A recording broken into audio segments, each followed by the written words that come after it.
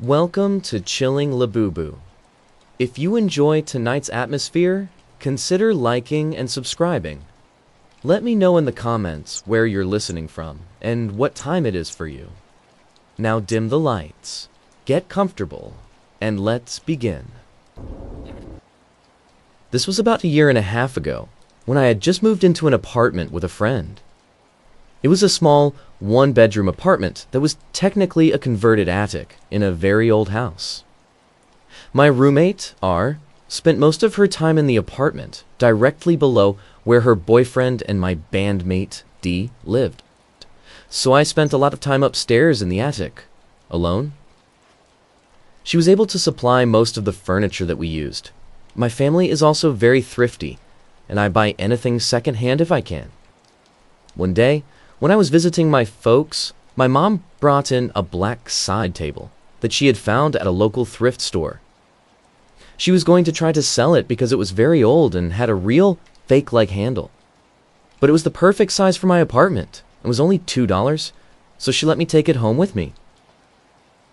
The day I took it home and cleaned it out, I could tell something was off.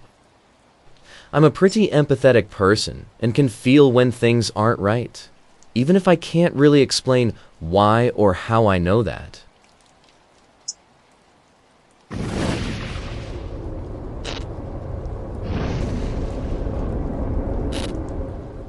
I wanted to share a story from my childhood with you all. I've changed all the names for privacy reasons. I'm the youngest in my family, and I've just turned 17. All my siblings are married and rarely older than me. So all my childhood, I've spent alone in my Aunt Sarah and Uncle Jared's house. Uncle Jared is my dad's older brother. My parents both work and weren't home most of the time. I've always gotten a really heavy feeling when I was in their house and experienced really questionable things. One of the things I vividly remember is seeing a silhouette of a tall man in a coat and hat. He was standing at the end of their hall, just facing in my direction. It was kind of like a shadow, but he didn't move, that's all.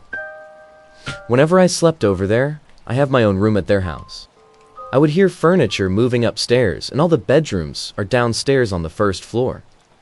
The kitchen is on the ground floor. The second floor only has a big lounge-type area for parties, and it's always locked, so I know for a fact that no one goes there in the middle of the night or any other time. Once my Aunt Sarah and Uncle Jared had gone to visit their son who lives in another country. At that time, my older sister Amy was 31 and Jess was 28. Were having their finals for college and high school. Amy is 14 years older than me, and Jess is 10 years older than me. So when they had their finals, I'll be playing around or disturbing them. So to study, they had stayed at my aunt's house for the time being. After staying over there for a few days, suddenly they came back. When I questioned them, they told me the other day Amy was in the kitchen baking. She has a weird habit of baking when she's stressed.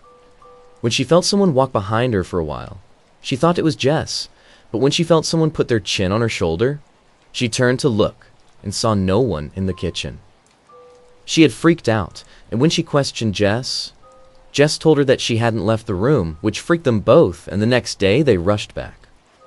We don't tell our parents about all this stuff because they don't believe in all this. Another thing I remember is that whenever I was going back to my house, I always had this feeling that I was getting chased. I would run really fast all the way to my home. My aunt's home was never locked since we live in a gated community and we are really familiar with the neighbors. One time, I remember I went over to her house and it was empty. At that time, Aunt Sarah frequently visited her dad in the hospital. And clearly remember I was standing in the entrance of her room and something ran really fast behind me. At first I thought I'd imagined it, but when I turned to leave I saw the carpets in the end of the hall was a bit turned over from the corner, like someone stumbled on it. I had run from there so fast that time. I have noticed that whenever Aunt Sarah wasn't home, I couldn't stay at her house. Something always happened. 2 years ago, Aunt Sarah passed away. The hospital couldn't diagnose what illness she had. One thing you should know about me is I'm extremely good at pretending I'm asleep. So when my mom talked to her sister, I would listen. Not really proud of it, but I'm really curious about almost everything.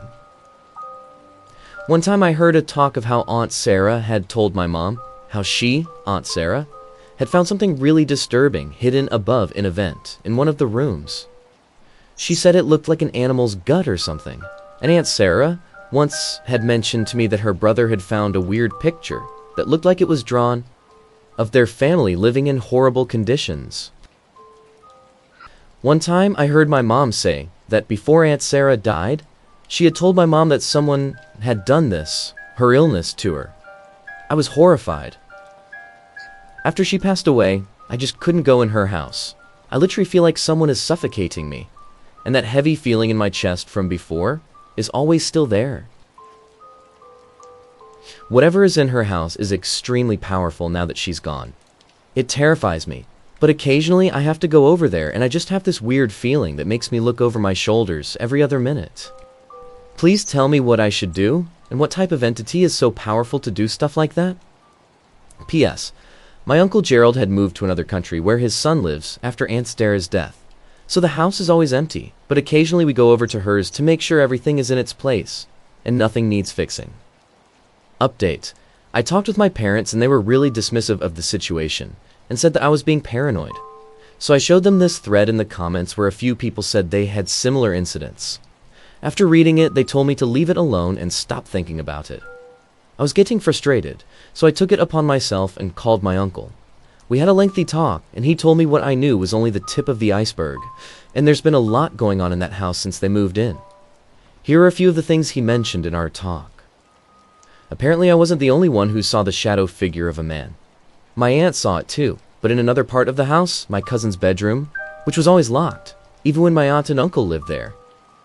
When my sister stayed at my uncle's house, he said he actually told them to leave before sundown and not sleep there. He said that there's been a lot of activity, but he won't tell me because he doesn't want to scare you.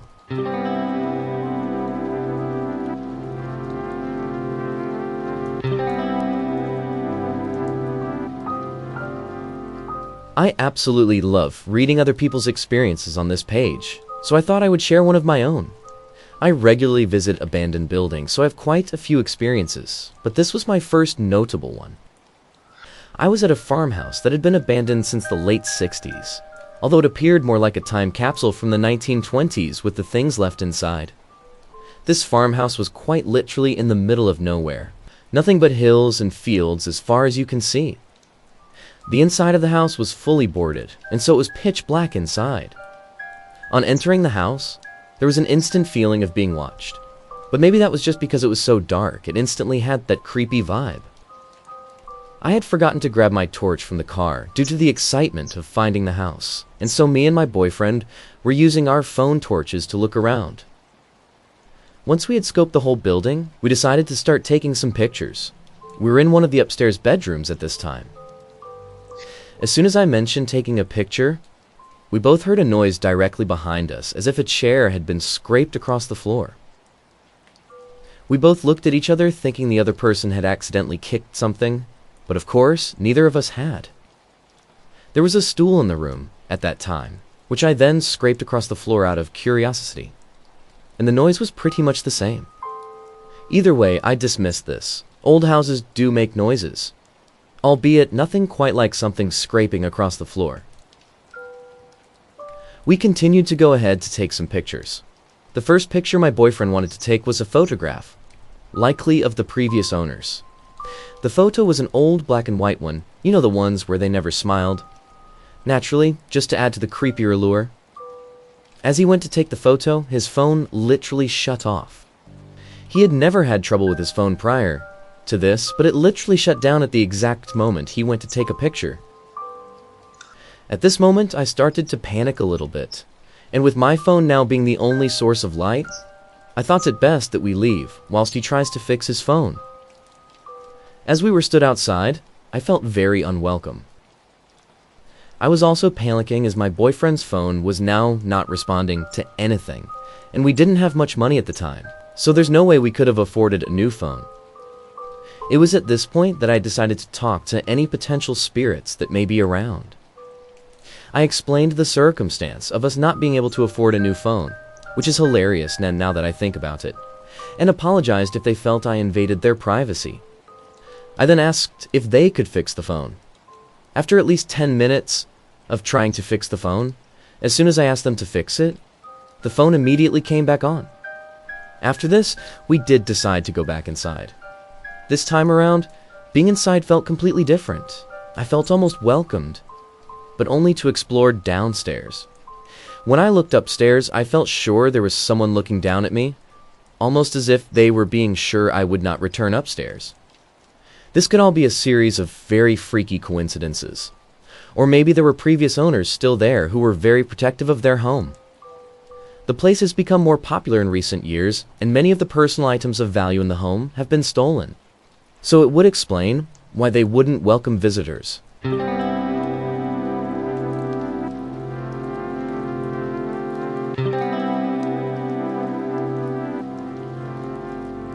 When I was 13, my family moved into a new home in a nice neighborhood in Tucson, Arizona. It was a relatively new build, 2002, and was part of a very nice subdivision. I lived in the house from age 13 to roughly 19. There was a year in the college dorms in the middle. No one had died in the house that I could find, and overall it didn't have any of those haunted house red flags.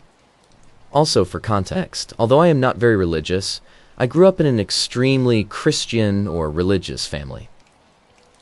The entire time I lived in the house, I had horrible nightmares, to the point where I was scared to go to sleep. My parents would sort of play it off like it was nothing.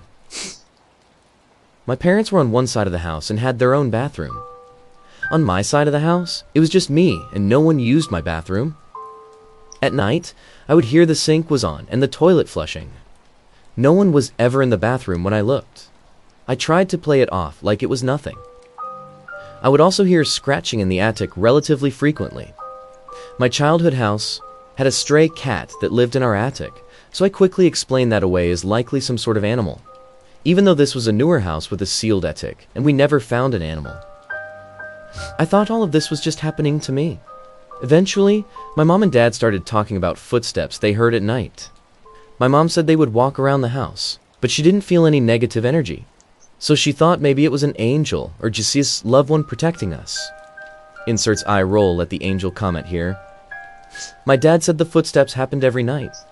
I stayed awake one night, and sure as shit, it sounded like someone shuffling through the house. All of this seemed like pretty harmless activity, until one night in my late teens. I woke up to find my bedroom door closed. I had a mirror on the back of my bedroom door, and I was always afraid of seeing something in the mirror, so I kept the door open and the hall light on. Everyone in the house knew about my obsession with keeping the door open later when I asked about it. No one in my family said they shut the door. Upon seeing the door shut, I immediately panicked.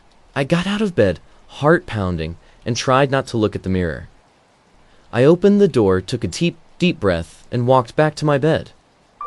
I remember thinking something like, "This is the part of the horror movie where I get attacked." And then I laid down in my bed. This next part, I am not kidding. I know people will call bullshit and say it didn't happen. But I know without a shadow of a doubt this happened to me and I can't explain it to save my life. The second I laid down in bed, it was like the covers were pulled up over my face and someone was holding them down over my head. It felt like hands were all over my body, pinning me down. I felt like I was burning all over and I could hear the sound of like firewood burning in my ears. I could also hear laughing. I couldn't move, and I felt like I was going to die. Regardless of your views on religion, all I could think to do was pray. I don't know if I prayed out loud or really loud in my head. I said something like, "In the name of Jesus, stop," 3 times. I remember very specifically on the 3rd time, everything evaporated. My house was quiet and I ran. I bolted into my parents' room, covered in sweat and sodding. My dad said it was just a nightmare. I got angry and yelled at him for not listening to me. I wouldn't go back into my room. My mom took it a little more seriously. The next day, she had the house anointed and prayed over, and everything stopped. The footsteps, the nightmares, the toilet flushing, everything. We eventually moved out of the house, and nothing like that ever happened again. But it seems that everywhere I go since then, weird shit still happens to me periodically, but not at that scale. Like I said, I'm not super religious anymore, but this is one of those things I can't really explain. I know it happened. My family knows it happened. I can't offer any logical explanation for what happened.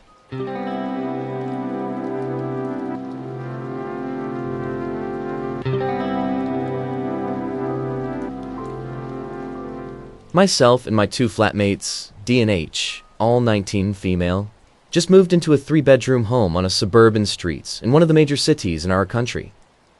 Since moving in, we've had experiences with weird, unexplainable shit in and around the property, both while together and alone in the house. None of us have ever believed in the paranormal or the supernatural, or were there definitely logical explanations for all this? We're just at a loss of what they could be. A little quick background. We viewed the property for the first time on January 9th this year. It was the first place we went to a viewing for. We continued looking at other properties, but the leasing agent contacts us on January 14th to offer us the house. Obviously, we find it very strange that they offered us the house so quickly.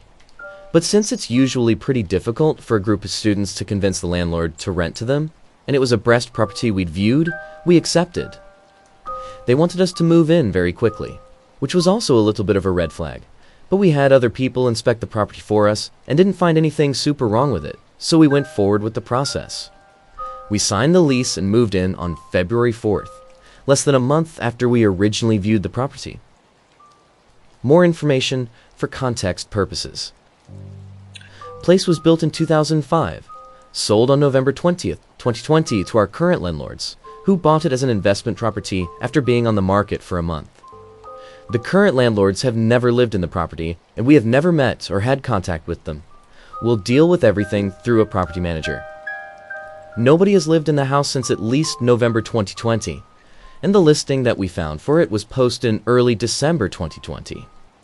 Generally, a house like this wouldn't stay on the rental market for more than a week or so in our city, because good housing is pretty scarce.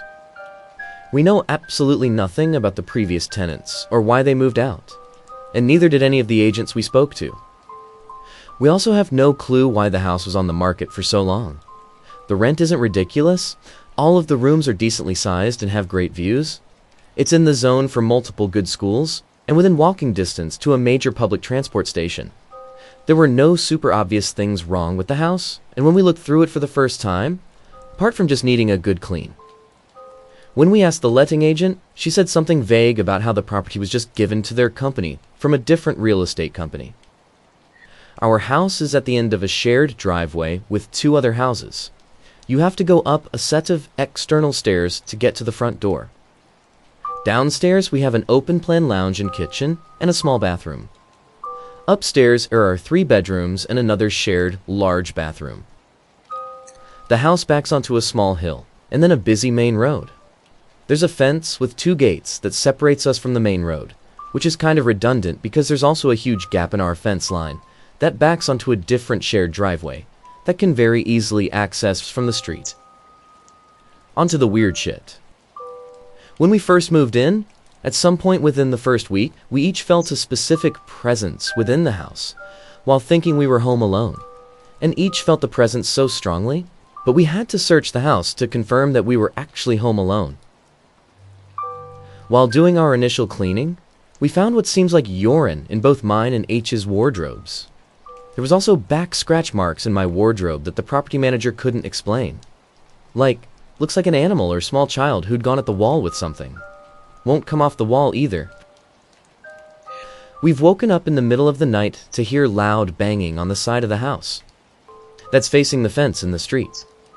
None of us investigated the source at the time because, as curious as we were, we're also super passionate about not being murdered. There were also no trees close enough to the house that could have made contact with the walls to explain the banging. While cleaning again a few weeks later, I found what looks like dried blood on the windowsill in the lounge. I have no idea if we missed it during our initial clean or if it was new. 100% did not belong to any of us. Dee kept waking up with bruises all over her legs she couldn't explain. Legitimately looked like she'd been on the wrong end of a paintball gun. H found a random chicken bone in her balcony. We are a primarily vegetarian household, and the only access to the balcony is through her room. We can track our power usage through an app, and there have been times where we've where I will have a large spike in power usage at times when none of us have been home. One time in the middle of the night, I woke up to what I thought was someone having a loud conversation in the next room. Turned out to be my laptop, which had somehow turned itself on and had started playing an episode of Friends, which would have been fine if the laptop lid hadn't been shut and locked with both a passcode and facial recognition. Has never happened before and has happened once since, also in the middle of the night. It woke up one night in a state of sleep paralysis. She says she saw a man sitting on her floor next to her bed, watching her and eating cereal. She has never experienced sleep paralysis before, and has not experienced it since. Has no clue who the dude was. We have a sensor light on our deck at the top of the stairs. You have to stand in a very specific place on the deck for it to activate. Just to emphasize, the light will not turn on unless you stand in that very specific place. And even then, you have to make some kind of movement for it to see you. While home alone in the lounge, Dee kept hearing noises on the stairs and would open the curtain expecting it to be me coming home from work.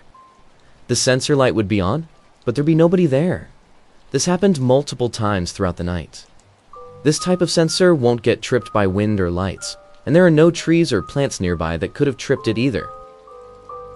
It's not just us experiencing weird shits. One night while Dee's boyfriend was over, Dee and I left the house, leaving him at home alone. H was at work. He texted us shortly after we left the house to tell us that Dee's bedroom door shut on its own, and then he heard distinct footsteps down the middle of the stairs. Dee's boyfriend, as a note, is the most cynical motherfucker on the planet. Definitely wouldn't make something like this up. Usually, while the windows were open, the doors were shut on their own due to convection currents, but since it's currently cold as balls, we had shut all of the windows in the house prior to leaving. One of our friends stayed with us during one of the lockdowns, and she also felt her presence upstairs and heard noises while being home alone. Since moving in, H and I have experienced problems with sleep. We've never had problems getting to sleeping prior to moving in. I regularly wake up at 3 or 4 in the morning for no discernible reason. We are by no means light sleepers. Originally, we chalked it up to getting used to a new place, but it's been 4 months now, and it's still happening. In addition to all this, there have been more instances that we can count where we'll hear weird noises from somewhere in the house that are outside of the standard house-making noises as it cools down, and creaking pipes that we just collectively decided to politely ignore. Again, in the interest of not getting murdered. And finally, we have felt distinct, simultaneous declines in our mental health since we moved in. We were each keen to move out and be independent, but we've all had a significant drop in our mood and well-being, to the point where Days had to up her antidepressant dose. There were other factors that could possibly have affected it, but each of us also experienced a kind of low energy that we haven't felt before we moved out, and we couldn't explain it. Our hypothesis. Obviously, all of these events have some kind of explanation, unrelated or not. All of these things could very well be unrelated and coincidental. We're just considering things that would explain all of the strange shit that's been going on. Kind of half as a joke, kind of not. Our first hypothesis is that we have a poltergeist of some kind. Would explain the weird noises, the bruises, the low moods, the waking up in the middle of the night. Sounded like someone was in the house when there isn't. And the person sitting on H's floor.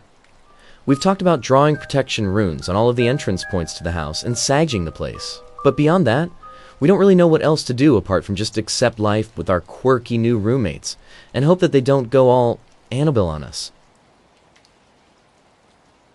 If the place was haunted, it would definitely explain why the agent was so keen to get rid of the property so quickly to a group of naive teenage girls. Because we've had no other serious problems with the house. Our second and probably 10 times scarier option is that we actually have someone living on or around our property. There are 2 possible places where this person could be staying. We do have an attic, but the only internal access point is in the wardrobe in my room. And I definitely would have heard somebody climbing in an outside access point during the night. I noticed something moved around. There might be an external access point on the roof, but we haven't been able to go up there to check. We've heard stuff coming from the roof before, but nothing that we could really definitely say was somebody climbing in there from the outside, or someone moving around up there. The other one is a space underneath the house that we've affectionately dubbed the murder hut, because to be honest, it looks like a serial killer's den. When we first moved in, there was a collection of old furniture there left by, we're assuming by the last tenants. A rug, a chair, a set of drawers. But nothing concrete to suggest there was someone currently living in there. No sleeping area, no food scraps or garbage anywhere. We also thought of the possibility of somebody not physically living and sleeping on the property. Maybe someone just regularly walking onto the property through that big gap in the fence and causing problems. We're really at a loss of what's causing these things. We're getting a security camera for the front door, and now deadbolts on the gates outside, in addition to trying out cleansing and purification rituals, just to cover all of our bases. We're also thinking of requesting information about the previous tenants from our property manager, and asking about getting the hole in the fence fixed. Can't afford to fix it by ourselves. Am we just being dumb and paranoid? Or is there actually something strange going on in our house?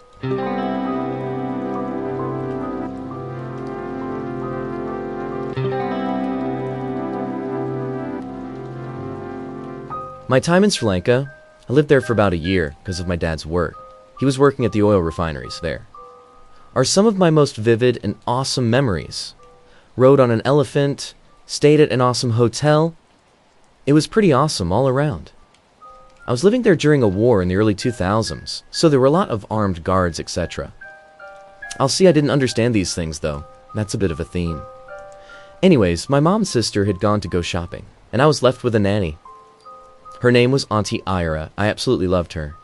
She always kept a close eye on me, as a 3-year-olds can get up to some serious mischief. However, she had gone into the other room for a few minutes, probably to cook some food, and had placed me in a cot.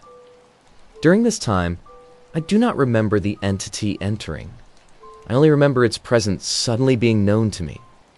The entity was all black, not like skin color, think like a shadow, and had no features. It spoke to me, but I distinctly remember not hearing any accents or any real voice. I simply felt its intent bouncing around in my head, such that it felt like it was speaking aloud, not dissimilar to when you self-dialogue in your own head. Though this voice was not my own, and I hadn't even really developed a self-dialogue in my mind yet, as I was so young. I don't remember how. All I remember is somehow being outside of my cottage, and the entity pushing a chair to the window and opening it, telling me to stand on the chair. The voice was so alluring. It drove me into a sort of trance. My young mind was completely defenseless and simply obliged to the mysterious, though charming figure. It then whispered for me to jump. I distinctly remember the view from my windows to the ground below. Certain death have I fell, but the entity seems to take away all concerns of self-preservation. I was going to do it, but I don't know how long I stood there for. However, my mother came into the room and saw me about to go out the window and screamed. Her scream brought me back to some form of lucidity, and she was understandably distraught. We had a long discussion about what had happened. She was a spiritual woman, and seemed to believe what I had said.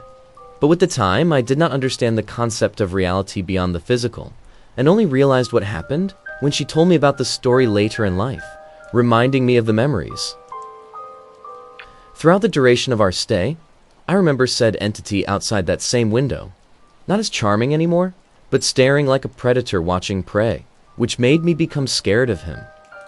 I believe that this entity has never truly left though, as I saw it again in a mirror in a hotel in Ballina, and I believe it has taken in many forms, all with the intent to end my life. Another example is when I was yet again in Ballina, Australia. I saw 2 people playing on the beach and for an inexplicable reason felt compelled to follow, so I did, until suddenly they were gone, just vanished, and I was a fair ways out at sea. Yet again, it was the screams of my mother that brought me back to my lucidity, and I managed to swim back to shore. Luckily, I had those floaty things that you put on your arms as a kid. But without those, I may have been in some serious trouble. I was about 7 at the time. I have also had issues with what my family believed to have been demonic possession. It's not as dramatic as pop culture likes to believe, but just as disturbing. Notes: many will say that possession is an excuse for being an inexcusably awful person. I agree most of the time and refrain from such poor attempts at nationalizing bad behavior. However, these are my true experiences. I know I felt and I know how I got over it, so I implore you to see things as eyes did. During this time, your mind gradually becomes consumed by violent and completely psychopathic inclinations. Hate and fear also engulf your psyche, whilst you always feel as if you're being watched. When you close your eyes, you see horrific things, and sleeping is always a terrifying task. This has happened multiple times in my life, but the worst case was when I was in second grade. I essentially became a completely different person. I got in trouble for talking about murdering my peers, drew awful pictures about torture during art classes, and I found bullied and harassed other kids. A typically creepy kid that became an edgelord a little too early. Well, it reached a climax when I led the kids in my year level to harass another kid on baseless rumors, after which they all pointed the finger at me, and I was dealt swift justice. I got exactly what I deserved. I was openly humiliated in front of my peers, screamed at my parents and teachers alike, and became an outcast until high school. However, such punishments, however deserved, only heightened the growing evil inside me. My parents saw this clearly and so took me to pediatricians, psychologists, the works. As diagnosed with ADHD, anxiety, and Tourette syndrome, and was told to medicate. We initially declined, but we would take them up on this a year later. Lastly, we saw many spiritual leaders and healers, though none could help. Finally, we attempted a sort of ecstasy, in private. No convulsions on the ground or anything so dramatic, simply very firm prayer. This was when I felt the thing left me, and as a result, I took a turn for the better, though healing was gradual and took many years. I am now Christian and have given my soul to the Lord, realizing that it was likely divine protection that guarded me from this entity, from outright killing me, and it was divine intervention that I had freed from its grasp. I'm an adult now and like to believe that I have atoned for my past sins and have truly overcome this entity, becoming a better person. However, I post this because the same entity has revealed itself again, though I suspect its influence recently as a string of malevolent coincidences have plagued me. Indeed, I felt it appear yet again, but it was like it was always there and only decided to make me aware of it. This has followed a sequence of highly spiritual dreams of intense sin, hell, and the road I was going down at second grade, though fast-forwarded into adulthood, warning some god I believe of the entity's trickery. I'm sure it intends to assault me again. It must have had a reason for trying to kill me when I was too young to think, and trying to corrupt me when I was too young to properly self-reflect. Now it seems to have gotten much bolder. I do fear it as a human. I cannot stand against such an ancient being, but through faith, my fear is swept away.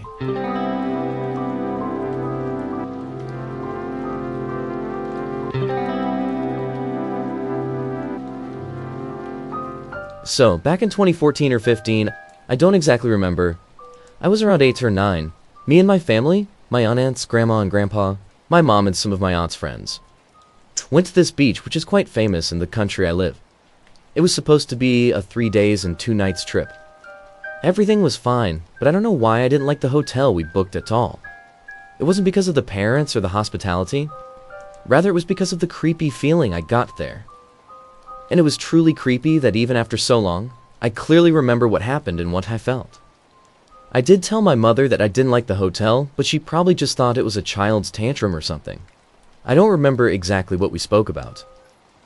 So for 2 complete days, I suppressed the feeling of someone staring at me, like the feeling someone gets when a person is staring at you with too much intensity. I shook it off, but something happened on the last day of our stay there, and I still cropped you out in different levels. It was night. Our luggage was packed. I was a kid, so I was sharing a room with my mother. We were sleeping, but suddenly the lights went off. My body temperature from birth is very high, so naturally I feel like really hot even when the AC is on sometimes. I remember waking up while panting. I've woken up because of feeling hot before, but it was nothing like the one I felt that day. It was a suffocating heat, like something or someone was pressing down on my chest. I felt so damn hot, but I was unable to wake up. I could feel my back being drenched in sweat. Still, I was unable to open my eyes. Finally, after a while, I don't remember how long, I managed to open my eyes, and what I saw still holds me to this day. My feet faced the balcony, and there was a window a bit further away from the door, which led to a set balcony. The curtains that were actually drawn to prevent the streetlights from entering were pulled open. The window that was closed was open, and there was a person standing right outside. I couldn't see that person in the darkness, but I still remember those eyes that I couldn't see, but I did feel them staring back at me. They weren't very kind. Rather, I would say, I could freaking feel the malicious intent steeping out of them. I remember trying to scream out loud, but I couldn't. It was like the same feeling, the feeling of something weighing down on me. I was so scared that I probably trembled in fear.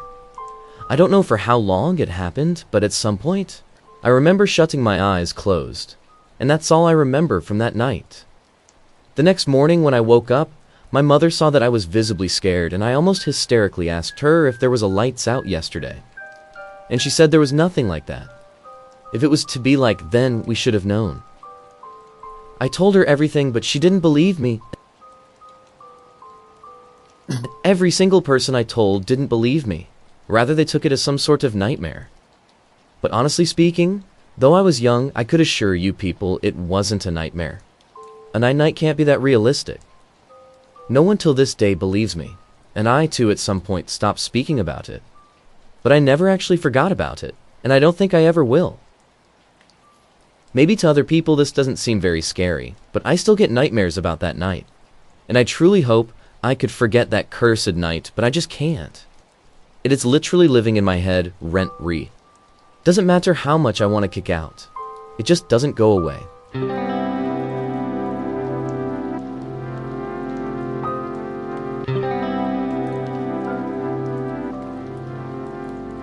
My girlfriend and I wake up at the same time and call each other over Snapchat's video call service every morning. We both take virtual classes, so it's a fun way to start our mornings. This morning, shortly after we've both woken up, she fell back asleep. I placed my phone on my desk this morning, and then left to make some coffee and breakfast.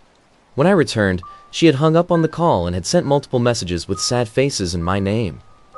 I noticed that she had tried to call me multiple times with the video feature turned off. I called her back with my video on. She was crying and asked me what I was doing. I explained to her that I went to go make breakfast. She asked me if I'd come back at any time, to which I told her I hadn't. When I told her this, she began crying harder. I was very confused.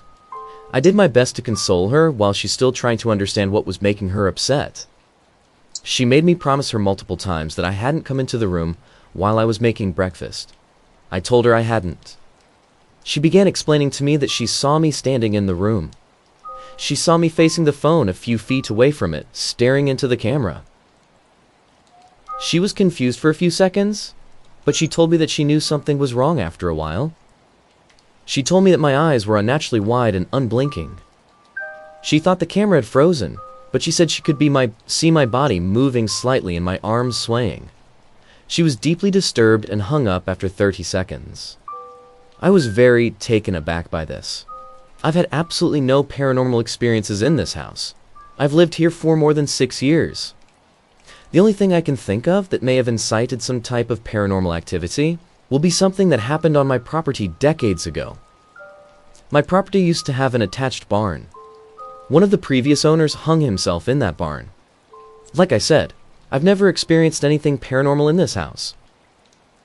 I've considered the possibility that maybe she's just had a nightmare. Well, she seems confident that she was awake. I'm really not sure what to make of this. I don't feel uncomfortable sitting in the room she saw the dark copy of me. It feels just how it did before. If anybody could help shine some light on what just happened or a possible explanation, I would greatly appreciate it.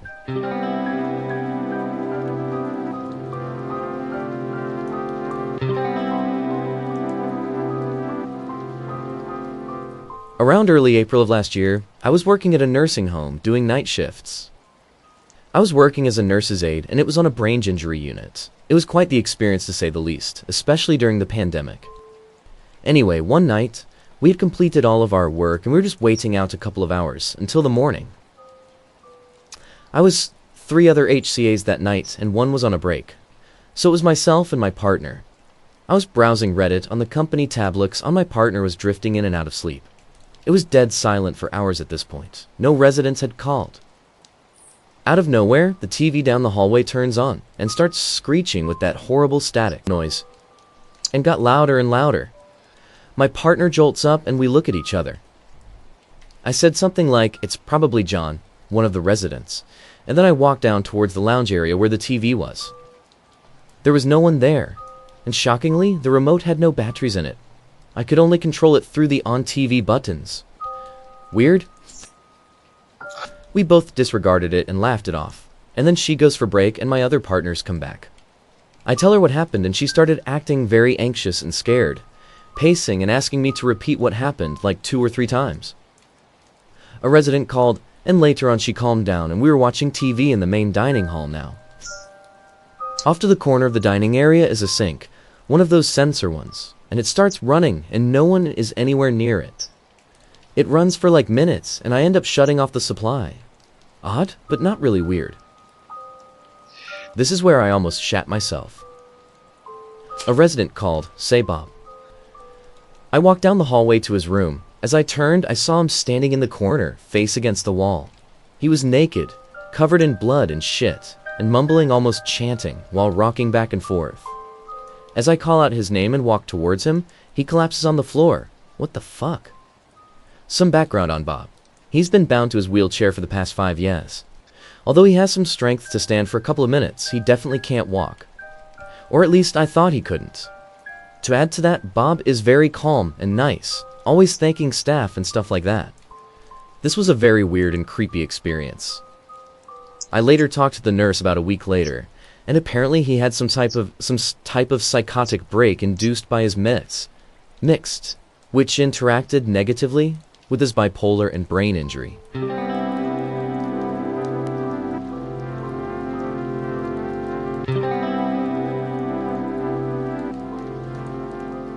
My son was born with a single heart ventricle and needed 3 open heart surgeries before the age of 5 to survive. After my son's 3rd surgery, he developed an extremely rare complication that could only be resolved with a heart transplant. We lived in the hospital for almost 3 months while he was on the transplant list. I can honestly say those were the worst 3 months of my life, seeing my son suffer and not knowing if he'd be okay. It was absolute torture. During the course of waiting, the complication was unexpectedly resolved, and he no longer needed the heart transplant. Believe me when I say that it was nothing short of a miracle. No one could have predicted that he wouldn't need the transplant. Fast forward to a couple of months after we finally come home. I was going through some boxes that had my husband's old family pictures in it, including some pictures of my son's grandfather, my father-in-law. My father-in-law died 16 years before my son was born, so my son had never met him. We didn't have any pictures of him in our house at that time either. At some point, my son sat next to me at the kitchen table to see what I was doing. We come across a picture of my father-in-law, and my son says, "Oh, hey, I know that guy." I said, "You don't know him, buddy. You've never met him. He died a long time ago, before you were born." My son had a very serious expressionless face and said, "Yes, I did, Mummy. I know him. That's Bill. He'd sit next to me every night at the hospital and watch me. I think he was a doctor or something." My father-in-law's name was Bill. My son didn't know that. I don't know what to make of this, but I like the idea of my son's grandfather watching over him during the scariest time of our lives, which was resolved through a legitimate miracle. My son is 13 now, and I like to think that he has a guardian angel watching over him.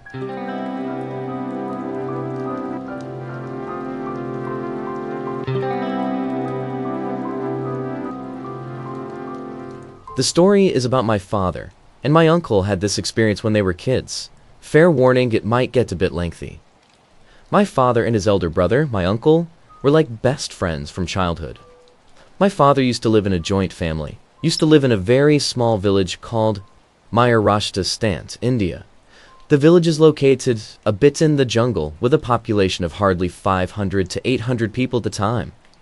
Farming was the main occupation with a little to no electricity, and also lack of wall clocks, so they used to decide their time according to the daylight. It was around 1966 or so. Now I know it sounds like medieval time, but that was a situation for tribal people in India. So my father, then 8 or 10 years old, my uncle, then 15 or 16, used to get up early in the morning around 4 a.m. and used to go into the jungle to cut the woods for daily needs like cooking. But before that, my aunt, their elder sister, used to make some breakfast for them, like bakri, can of an Indian bread, and sabji, curry for relevance. She either used to pack a tiffin for them so they could eat later. I used to deliver the food by myself in early dawn with my grandfather, who used to start the farm's work. The jungle was near the farms, and my father and uncle used to go to the familiar area of the jungle, which my aunt was very well aware of. She used to track them down easily, have their breakfast together, and then come back together with the wood logs. One day, my uncle and father got up early in the morning as usual. It was still dark and it was winter. Sunrise is a bit late during this season. My aunt was still sleeping, so they decided not to disturb her, and they picked up their axes and went for the jungle. That day, they decided to go a bit further than usual, but in reality, they went way too far. They were not even able to see the lantern lights of the village. They started cutting a tree and gather little sticks on the ground. They got very busy and concentrated for the time being. After 1.5 hours or so, my uncle got suspicious over why the sun was not rising yet. By this time, there were supposed to be birds start singing, and no rooster was making that typical morning noise. No cattle were mooing, no dogs barking, which comes along with the shepherds. All that was an airy, deep silence. It was so silent, in fact, that my uncle got worried that they were pretty early than the usual time. So he started to hurry up at his work. Now, before going on any further, let me be clear about my uncle. He's a very tough guy. Lothan scares off the dude easily, and he's suspected by the whole village. Same goes for my father. But this time it was different. He didn't know why, but he was feeling that there was something very wrong, and something was watching him from deep jungle, and my uncle knew it better. It was not some tiger, cheetah, jaguar, or wild boar. He felt something was wrong that day. And then all of a sudden, my father and uncle heard the voice of my aunt from a long distance. They couldn't see her, it was just a voice. My uncle got very suspicious as the voice was coming from deep jungle and not from the direction of the village. My uncle told my father to tell her to come to them. So my father responded to her voice and told her to come to them. The voice stopped for a moment, and then she replied, "No, you come to me, hurry. I have brought your favorite food." At this moment, my uncle realized what it is. He's heard a lot of stories from the villagers of a voice which takes away people, sometimes never to be found again, or if founded, will be in a suicidal mental state. The local used to call such paranormal activities as chaklar, meaning the paranormal being who will hypnotically fool you to commit suicide. As soon as my uncle snapped out of his thoughts, he realized that my father, being a naive kid, started walking towards the voice and started responding to my aunt's entity's voice. It was taking my father's name and yelling, "Come in this direction, I am here, waiting with the backrest." My uncle runs towards my father with full speed, grabbed him by his shirt collar and said, "Don't listen to her, come on, we must go home." My father said, "But it's elder sister, she is calling us, I am hungry." By that time my uncle has already grabbed my father's hand and told him she is bluffing with us, she has no food now, come on.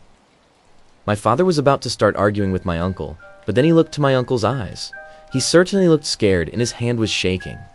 Father too sensed that something was wrong and started walking fast towards the village without a word uttered. "Why are you going towards that side? Come here. Follow my voice," she said. My uncle, still holding my father's hand, said, "Ignore her. She is not coming to us anyway." No need to say he was trying to divert my father's attention and play it cool so that he doesn't panic. As they were walking towards the village, they felt as if an eternity to get now. Now, being Hindu by religion, my uncle started mumbling mantras of Lord Rama, Hindu god. The voice slowly started fading away as they were getting closer to the village. My uncle took a long sigh of relief when the dog started barking all of a sudden from the village direction, on noticing that some of the village lamps were close by. The whole village dogs gathered together and started barking and making that loud crying noises like walls. My uncle reckons the entity might still be following them. My uncle and father almost started running towards the village, and finally reached the village. The voice was long gone, and there was a sense of lightheartedness. My uncle stopped near our ancestral temple, joined his hand, bowed his head, and said thank you. My father was still confused with the situation. Once they reached home, my uncle and father saw that my aunt was still in her bed. My father, being called a naive child, cursed her for beating them in the race. Turns out they both left the house way too early, at 2 a.m. or even earlier, and it was a no-moon night, so it was dark already. My father got fever for a few days, and when my aunt told him that she didn't go up that morning, let alone make the food, my grandfather and uncle knew better and are thankful to God to this day.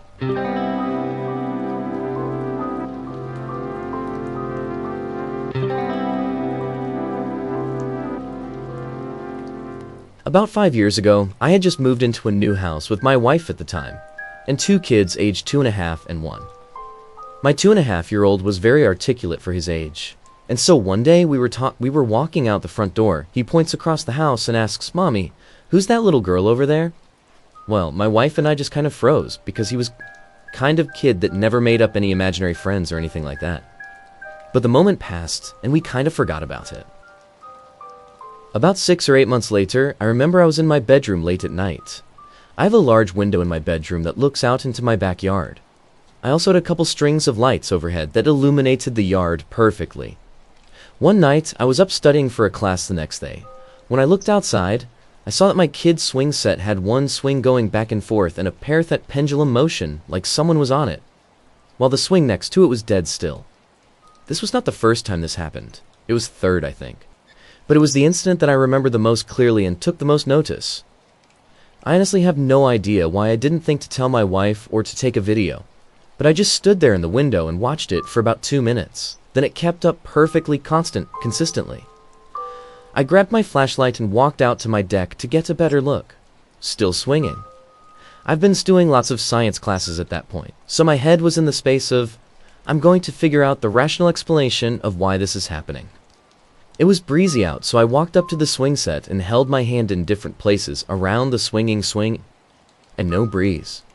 Plus, the swing next to it was still dead. Also, my thought was that if it was the wind, there was no way it could keep a perfect back and forth motion. When a swing gets even a little of it, it would have collided with the one next to it. Anyway, I'm not sure if I had the previous encounter with my son in mind or not, but I had a very certain feeling at that moment. There was a little girl swinging on the swing. Almost like I could see her, but obviously couldn't. I also felt very at ease and not frightened at the least. Then after about 5 or 10 minutes, I stopped the swing just to see what would happen, and it remained stopped. I remember apologizing out loud to the girl for stopping the swing, and told her that she could swing whenever she wanted to. But it never happened again. After that, and I haven't had any additional encounters in this house. I looked up public records and asked the landlord if there was ever any little girl that had died in this house. Nothing. The only info that I could collect is that a few years before we moved in, there was an elderly woman who lived here for 20 years. But the owner had the landlord kick her out in fear that she would die in the property. So she had to move in with a family a few states away.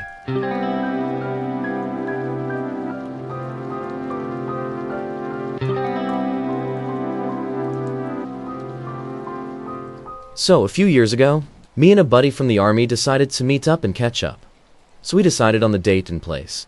After several hours at the local pub, it was around 1 a.m. We had 3 beers each and decided to go pay our respects to a friend of ours who died a few years ago and was with us in the army. We bought a bottle of our friend's favorite brews and drove towards the graveyard. When we came there and started walking towards the grate, we both saw someone standing there. As we got closer, I could defo recognize the friend we were going to visit at the graveyard. He was standing there in his uniform, holding a rifle, and was waving us to come closer. I was freaked out by what I was seeing, so I just turned to my friend and looked at him and asked if he was seeing what I am seeing. He was so shocked he couldn't even talk and was just nodding his head with his mouth open. So we backed away slowly and went back to the car and drove away as fast as we could from there. Where I'm from, they say never go close if you see the dead calling you over. But ever since that day, I keep hearing someone call my name behind me when I'm all alone. At first, I thought it was my wife messing with me, but it's not possible because it's a male voice. I'm really freaking out. A few times I left my phone recording all night to prove my wife that I'm not going insane. But every time there's zero evidence, just static, and me and my wife snoring. I asked a friend who was with me if he experienced the same stuff, and he has. Anyone have any experience with this or know what the fuck is going on? And am I confused why the dead friend would be in a uniform and holding a rifle? He died from leukemia a few years ago, not from during the war.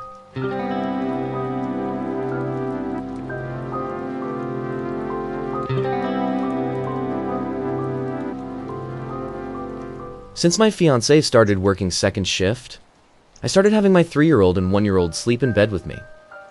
Something scary happened last Tuesday, around 11:30 at night. My son CJ woke up from his sleep, crying and scared. I asked what's wrong. He won't stop pointing at the corner. I used my phone flashlight, which wasn't really helping because the corner was still dark. He's never freaked out that bad before, so I started getting scared. I FaceTimed my fiancé, and you know how you FaceTime someone when your flashlight turns off when they pick up? Yeah, when the flashlight went out, CJ was freaking out bad. Then he started acting like whatever he was seeing at the corner of the room was moving closer to the end of our bed. The way you can see the terror in his eyes as his eyes were slowly moving with its movements towards us at the end of the bed, as if it was moving closer to us. CJ was freaking out so bad, scrambling to the corner of the bed, trying to get away from it. He wouldn't stop screaming for me, even though I was trying to help him. I was getting terrified myself, so I turned on the TV. He calmed down a bit. I had to click on the app KidsTube, and as it was loading up, the screen went dark. Once the room went dark again, CJ started freaking out worse at whatever he was looking at the end of our bed. I finally got his favorite cartoon on, and he finally calmed down and cuddled up with me. He started watching TV until he eventually fell back to sleep. But oh my God, when small kids see something, you've just gotta believe them. I was so scared, I left the TV on until my fiancée got back from work. She just sometimes wakes up from a night terror and be pointing at the corner. But I usually cuddle back with him to sleep. That stopped for months. Then, out of nowhere last Tuesday night, it was like something new showed itself to my son. And this is the same corner my 1-year-old daughter used to smile and laugh with. But this is the worst CJ has ever freaked out. Since that night, almost every single night, he would wake up at 11:30, crying and scared, looking at something. It makes it more legit because it's consistently on time every night. It never fails to show up on time and scare my child. Like, why 11:30? Why is this terrorizing my son? I'm more concerned now because last night at 11:30, my son woke up scared and crying, but was answering yes to whatever he was looking at the end of our bed. I believe he's seeing something that's terrorizing him. My mom has history of seeing spirits. She can walk into a house and take her time reading the place to know what kind of spirits and how many are in the home. My older brother has a history of experiencing weird shit too. So I know my son is gifted because it runs in his blood. But I want this to stop. It's the bedroom of the house. I know it is. The house has been in my fiancé's family for over a few decades. His niece, who's 18 years old now, used to talk with someone in that exact bedroom when she was small. His nephew, who's 5 years old now, used to call someone by the name Abby in the exact same room. And my fiancé's little brother, who's 24 now, used to ask his parents about the old man in the bedroom when there was no old man. My fiancé says they've gotten monks to blast the home so many times already.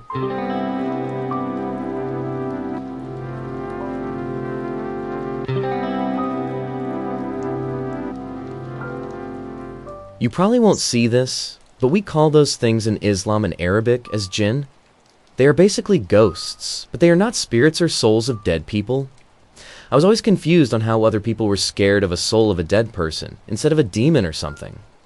They are different beings. Babies or children and animals can see and feel them when they are not hiding themselves. And they can shapeshift like an illusion or something, and change their voice and give you dreams. All nightmares. I remember 2 encounters I had with them. The first was when I was maybe 4 or something, with my 6-year-old brother, and our house was small. We were in the bedroom on the bed with our mother getting ready to sleep, and suddenly we heard marks of scraping. We looked up and saw a mark of 3 nails or 3 lines being made on the ceiling with the sound. Our mother hugged us tightly. They continued about 7 centimeters, then stopped. You might say it's something on the roof or etc. Most, if not all, Arab houses are made with thick concrete or stone blocks, which are filled. And the marks were made inside. The next day, when my mother reported the encounter to her father, he said that a couple days ago he felt an urge to wake up from sleep at night, which he did, and saw a small imp-like shadow that quickly darted out of the room, as if floating super fast. The door was open a little. For the next couple years or months that we stayed in that house, I woke up to those marks in the ceiling every morning. And to this day, my big brother and mother remember this event. Second encounter was in a new, bigger house. I was lying on my stomach watching TV at the bottom right edge of the bed, and the door was open to my right. In the corner of my eye, I saw a hairless, browless, white person slowly sticking one of his eyes out to peek in the room. I turned my eyes just in time to look at him in the eyes. Then he pulled back super fast. I jumped out of bed and looked into the hallway immediately to see that no one was there. I went to my mom because she was the only white person in the house. She was quite far away in a room at the end of the balcony. Iron clothes, and I asked her, "Mom, were you spying on us?" She replied with no. I don't remember what she said exactly, but I knew my mother when she was lying. Also, she would have made a lot of noise because I checked the hallway very fast. She has a heavy footstep. My little brother told me he once saw my mother heading towards the ironing room and was following her and calling her, but she ignored him and walked fast. He couldn't see a face and she entered the ironing room. Then he went in front of the door and saw no one inside of the room. He picked his head without entering and found nothing. He felt uneasy entering the room alone, and Mom disappeared, so he walked away.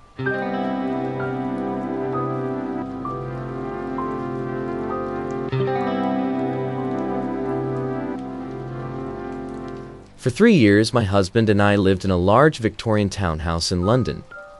Due to extreme property prices in the area, anyone from the UK will know London prices are something else. We shared the house with 2 other couples. Some weird shit went down at that house. Banging in the attic, doors opening or closing by themselves, lights turning themselves on and off, scratching in the walls. But none of those compare with 2 incidents I had in the humming ghost. It's important to note that the first incident happened when it was just myself and my husband in the house. It was a normal evening, and my husband was taking a shower in the downstairs bathroom. While he was showering, I realized I needed to use the toilet, so rather than disturb him, I went to the upstairs bathroom, located directly on top of the downstairs bathroom. I could hear the shell running and him humming to himself, the way he often does. He was humming the tune of Greensleeves. Suddenly, I dropped my phone on the bathroom floor, and he stopped humming as if he'd heard the bang from above. Moments later, he resumed humming, louder now and faster paced. I finished in the upstairs bathroom and went back to our bedroom to wait for my husband to return from his shower. He came in the room about 10 minutes later, and I grinned at him and I said, "I could hear you humming again." He looked confused and said, "I wasn't humming." I said, "Yes, you were. You were humming Greensleeves. It was definitely coming from the downstairs bathroom, and it was definitely your voice. No one else was in. Who could it be?" My husband went pale and told me that he also heard someone humming Greensleeves, but he thought that was me as it was coming from the upstairs bathroom and sounded like my voice. We just looked at each other in quiet horror. He's not one to joke about things like that at all. Plus, he's a very bad liar, and I can tell when he's being genuine. Whoever or whatever was humming definitely was sentient and aware, as the humming stopped when I dropped my phone. It couldn't have been a neighbor or housemate and was 100% coming from the downstairs bathroom in my husband's voice. That was the first incident. The second incident was a lot creepier. It was the middle of the night and our cat started doing her usual zoomies and scratching around the bed. I got up to let her out and she dashed on through to the kitchen. Usually she'd head straight to the back door, but this time she stopped suddenly in the middle of the kitchen. Her back arched and her fur puffed up, and she stood completely still and tense, staring at the corner of the room. As soon as I entered the kitchen, I felt something was very wrong. My stomach dropped and I was rooted to the spot. And then the humming started. It was just the same few notes hummed rhythmically and repeatedly. There was no recognizable tune, and the voice this time sounded old and pained and definitely feminine, and was coming from inside the kitchen, over by where the cat was staring. In that corner there was a small dinner table and chairs, and nothing else to explain the sound. No housemate, no husband, no radio, no other appliances. I was rooted to the spot for God knows how long, just watching the corner of the room and listening to the rhythmic humming. Suddenly, the cat came out of a trance and ran back past me to our bedroom. I was quick to follow and noped the fuck out of the kitchen and sprinted back to our bedroom, leapt into bed, and hid under the covers with the cat under my arm. That happened about 2 years ago, and we've since moved into our own place in a different part of London. But I still think about that haunting a lot. Just writing just now sends shivers down my spine. It's hard to do justice to the sheer terror I felt, or how that homing sounded, or how I've spent hours trying to figure out our logical solution. Has anyone else ever experienced anything like this?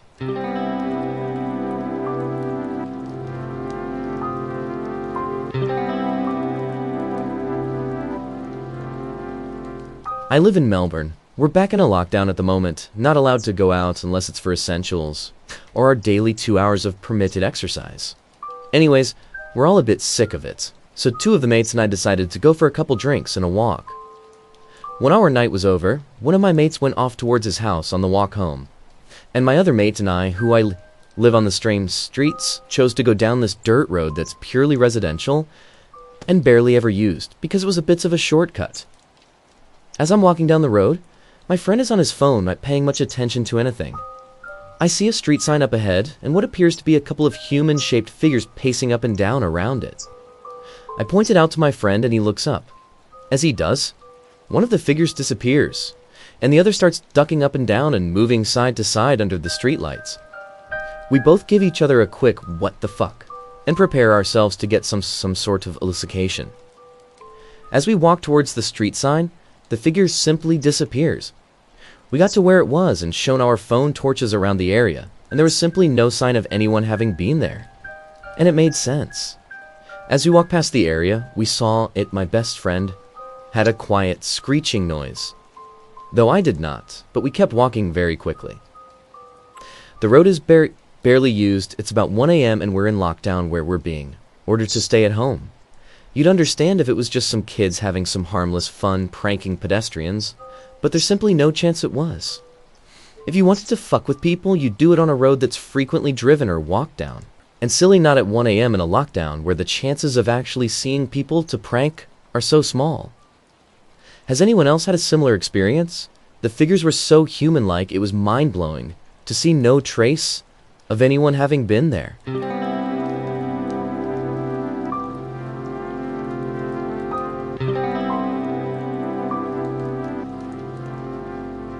First, some background info. This happened about 4 years ago in a house where I lived with my mom and my brother. My mom and my brother still live there. An old couple died in this house before we moved in. There's a small basement which me and my dad decorated, so it's my extra room, if that makes sense. The basement has a separate door from the outside. One day I was chilling in the basement with my friend watching some movies. We were home alone. Our mom was at work until 8 p.m. We told her to bring us some snacks when she comes back.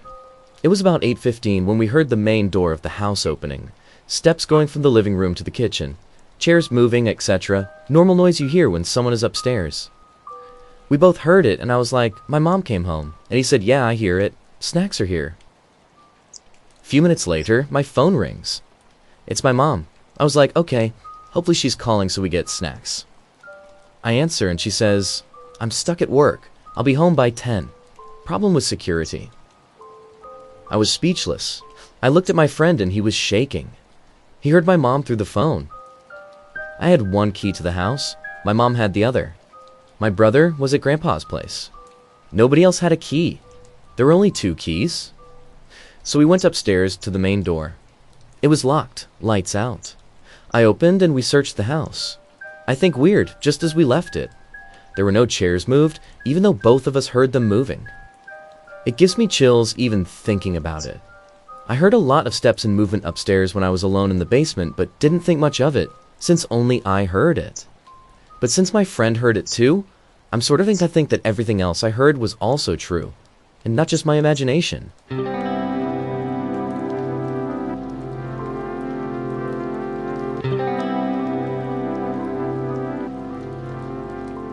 The story takes place when I was 6th grade.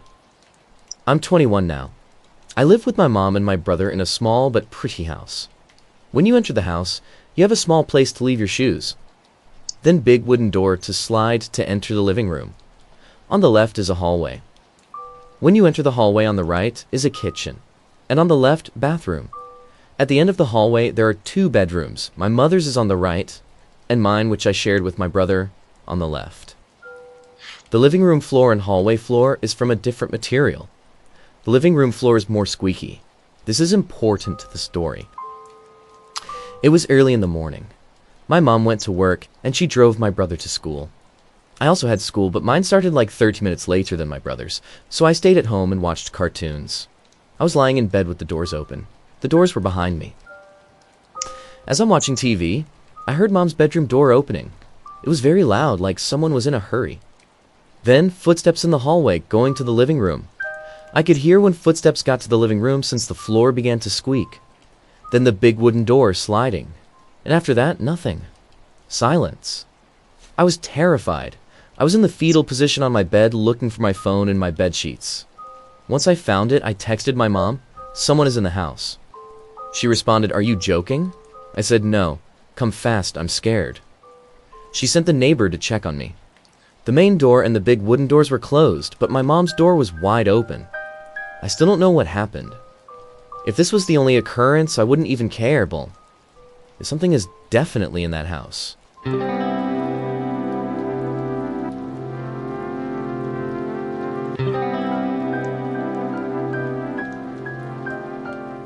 I used to live with my mom, brother, and our pets in a small house around 2017. This house had the presence of 4 spirits, according to my older sister, who can see and feel them. One of the spirits was a young boy, around 7 to 9 years old. The second was a woman. She appeared to my sister without a shirt on. According to my sister, she died very suddenly as she was changing. The third was a young man. My sister didn't know much about him other than the fact that he was a little bit of a prankster. The last one she didn't know much about. It was very hard to read, but very dark. Now, to the incident. I want to preface this with a couple things, as it will rule out potential questions after the fact. I mentioned previously we had pets. This is important because this story involves my old dog. To paint a weird picture, he was very energetic, yellow, Labrador, a little over a year old. Now my dog had intense separation anxiety, so whenever I'd leave the house, I left him in the living room or the hallway outside my room, locked the bedroom door. I didn't want him getting into pop paraphernalia, and I'd leave through my window to kind of confuse him. Yes, it's weird, I know, but his area was right next to the front door. Also, I mentioned previously I lived with my mom and brother. I'd like to point out at the time of this incident, neither of them were home, and my brother swears he had nothing to do with it. Now that's out of the way. One day I had left to go do something. Fast forward a couple hours and the front door is locked, so I decided to climb back in through my window, and I noticed something weird right off the bat. I have curtains in my window, and right before I climbed in, I could tell that they had been pulled on. I climbed into my room and I'm absolutely floored. My entire room is destroyed. My dog's just sitting there. The door's closed.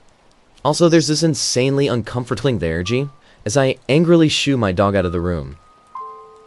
Now, I find this weird for multiple reasons. One, my dog was just sitting there. He's an extremely energetic boy. Two, my room's destroyed. Posters, records torn off the wall. My bongs and other glass were tilted, but not broken. On my table, my curtains were ripped down.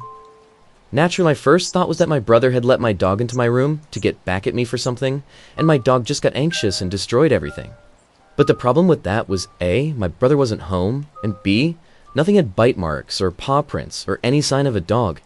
And like I said before, posters and things hung on the walls were all over the floor. How could my dog do this? My bongs were on their sides but not shattered. If my dog had really made this mess, they would have been on the floor, broken. C. My door was locked before I left, but somehow unlocked when I returned. It first looked like it was my dog's doing. It only made sense because it was severe anxiety. But as I explained the details to more of my family, they agreed with me when I said that it was one of our friends. How we used to refer to our house spirits. And they wanted to pin it on my dog for some reason. It's years later and I'm still trying to make sense of it and figure out which one of them it could have been. I've had a couple other experiences in that room in particular, but that was one of the most intense. Shortly after that incident, we blessed the house, moved away, and my older sister moved in with her family. She now has my old room.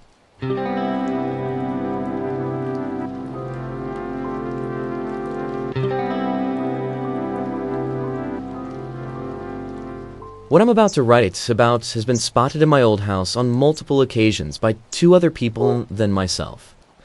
Coincidence or not, here's my little story of what we've seen. The first encounter. I was pretty young, let's say about 8 to 10 years old. The upstairs of my old house has 3 rooms, all with open doors. It goes bathroom, our bedroom, my sister and I, and my parents' room. The first time I seen the shadow figure was when I was brushing my teeth in our bathroom. I remember seeing this figure perform a trustful, basically falling backwards with its arms spread into my mom's bed. I witnessed this out of the corner of my eye, or my peripheral vision. I was scared at first, but I brushed it off to just be my imagination. I've seen this figure a few more times, and decided to tell my parents about it. Of course, they didn't believe me, so I decided to just tell myself it was nothing, until the next time I see it. This time my sister was with me. Second encounter. So it was late at night. My parents were at the New Year's party, I believe, and my sister and I were home alone. She's 8 years older than me, so she was babysitting, you could say. The downstairs rooms in order were our living room, secondary living room, and our kitchen with a big archway. My sister and I in the kitchen was making sandwiches, and again, through my peripheral vision, I seen this figure sitting on the couch. I tell my sister about it and tell her to slowly back up and don't look right at it. I knew from previous experience it disappeared when looked at straight on. She did as I said and freaked out a little bit. She also seen it sitting on the couch. However, she said it had wings. I didn't see that part. I was just so thrilled somebody else had witnessed it with me. This kind of got me scared and excited at the same time, because I was no longer the only one.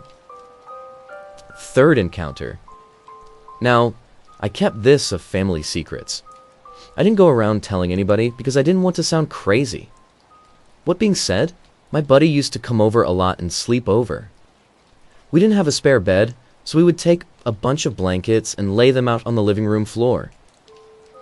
We would watch movies and eat snacks and just do goofy shit that preteens would do. My sister sometimes accompanied us, and this time she was there. I remember my friend and I pillow fighting when he just stops and drops the pillow. I took the swing and hit him in the head, but he just sat there with a frightened look on his face. I thought I got him good, but then he told me that he'd seen somebody in the other room. I asked him to describe what he'd seen, and he told me it was a man in all black, just like the shadow figure we've been seeing.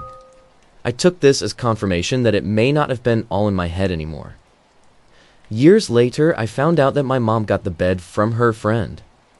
It was her friend's father's who passed away in that same bed. Could all just be a coincidence, but I'll never forget what I saw. To this day, I'm still skeptical of the paranormal, because I've yet to experience anything as an adult. But I keep looking forward to it, as crazy as that sounds.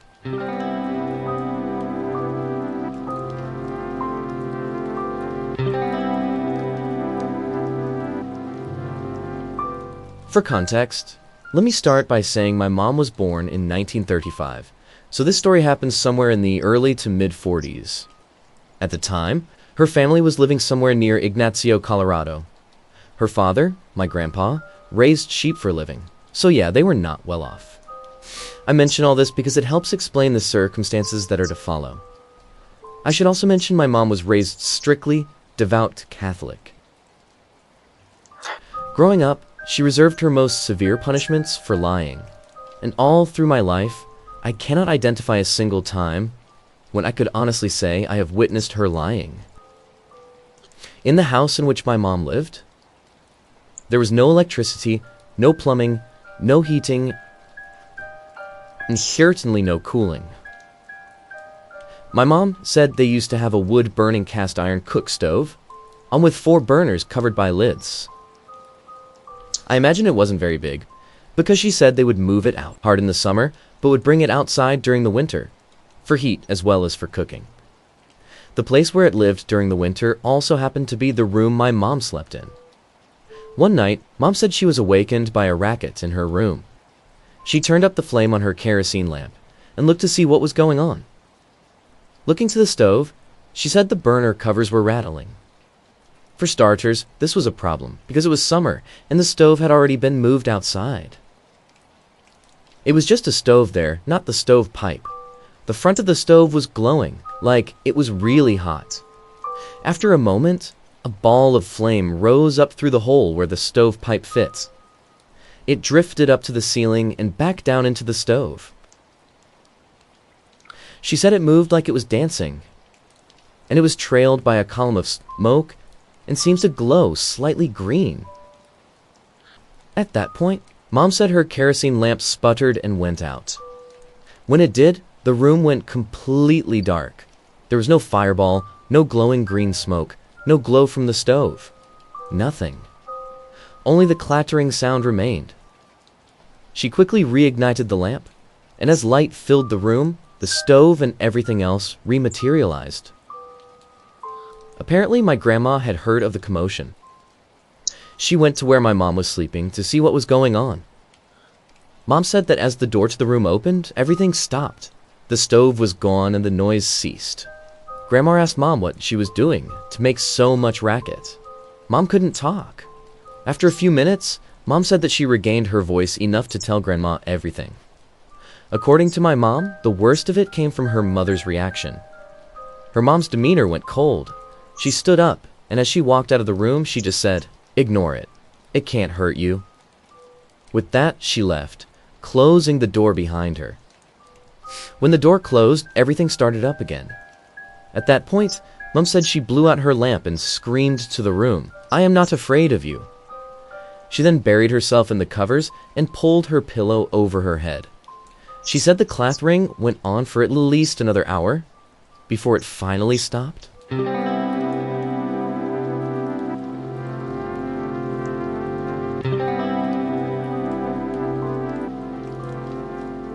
For some background, well into my teens, I had a lot of anxiety related to sleep and windows.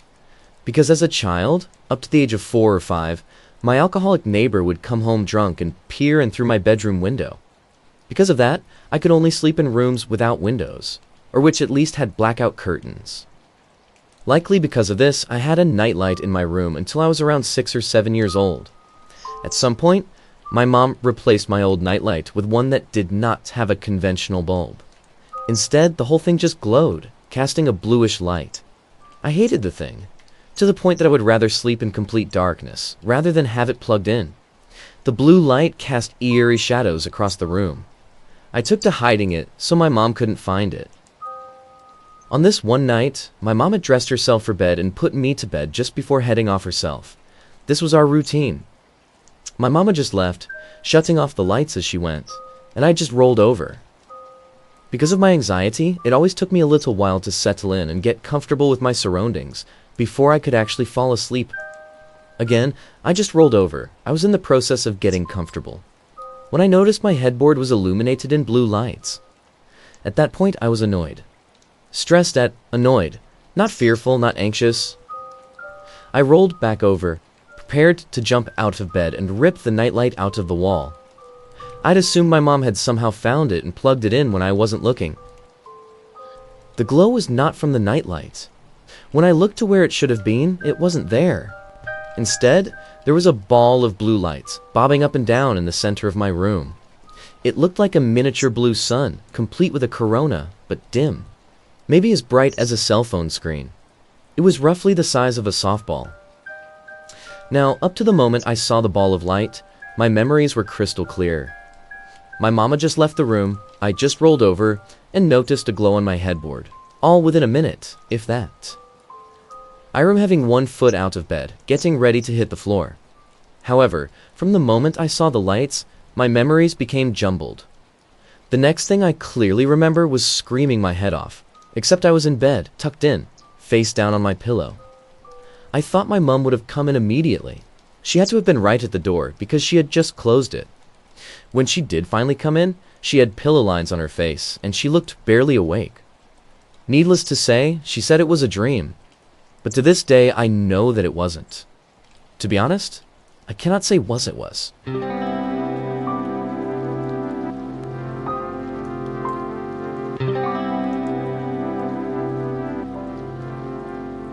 Back in uni, there was a girl who I used to fancy. She had an SUV, and we used to talk about random things inside her car while parked around campus. One night, we were parked underneath a large mango tree in a large parking lot.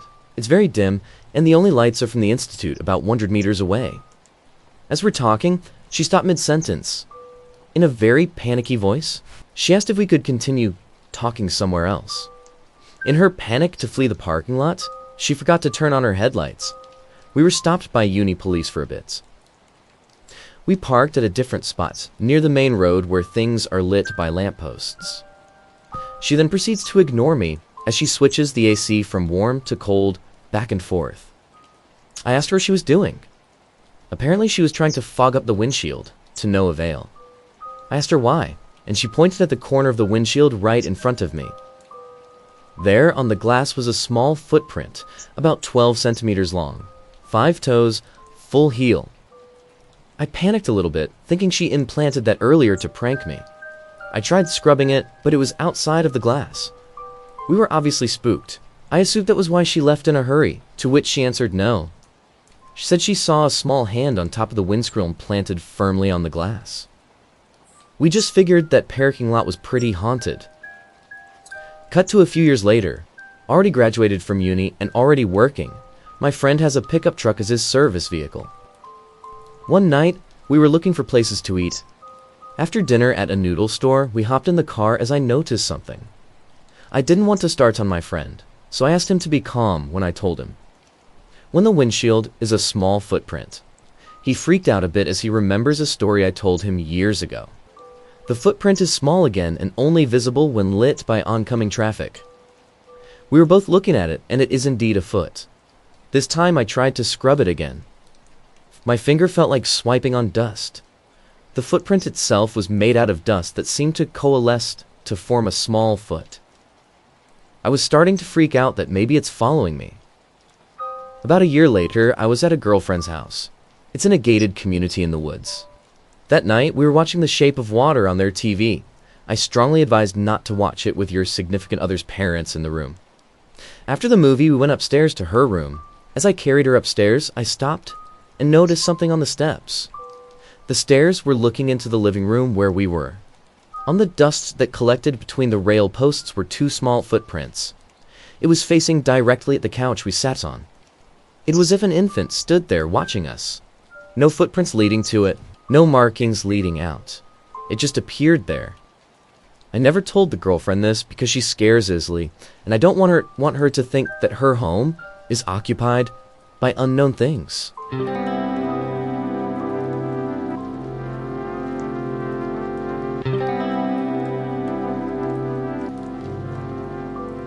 I've been hearing voices and different things in my home for about a month now. At first, I thought I was just sleep deprived. I work night shifts as a nurse, although my boyfriend was messing with me, but now I'm starting to get really freaked out. I'll try to explain things the best I know how. A little background. My boyfriend and I rent his grandma's house and live here with our big 3 dogs that bark at everything. The dogs will be important in a second, so just hang on. His grandma used to live there too, but she moved out last year, so it's just those 2 and the dogs. His grandpa died 2 years ago, and his ashes are spread in the garden in the backyard. My mom died 4 years ago, and we have her ashes in a box on our mantle above the fireplace. His brother died this year in January, a mile up the road after leaving our house. Our house is in a small neighborhood that only has 1 street, and it's considered the country, but they're doing construction on the main road right by our house to build up the area, so it's not really the country anymore.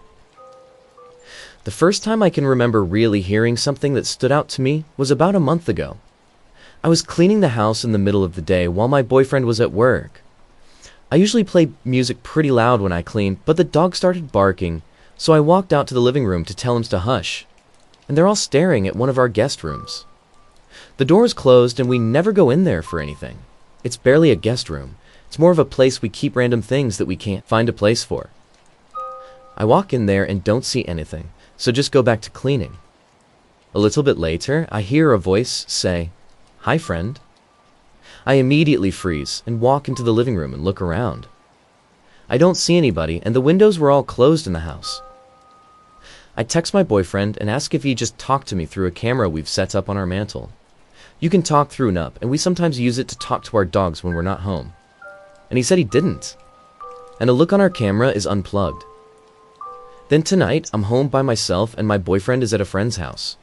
I'm feeding the dogs and taking the trash out, just clearing up. I hear a whistle and then someone say hi. All the dogs' ears perked up and their heads all turn in the same direction. I text my boyfriend and tell him, and he tells me to get the dogs and go to our room and grab our shotgun and just wait for him to get home.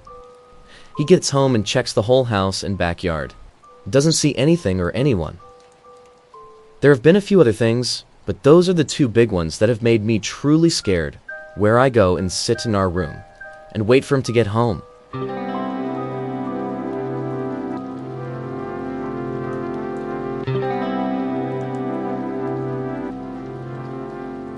We recently stayed at a newly remodeled resort north of Houston, Texas.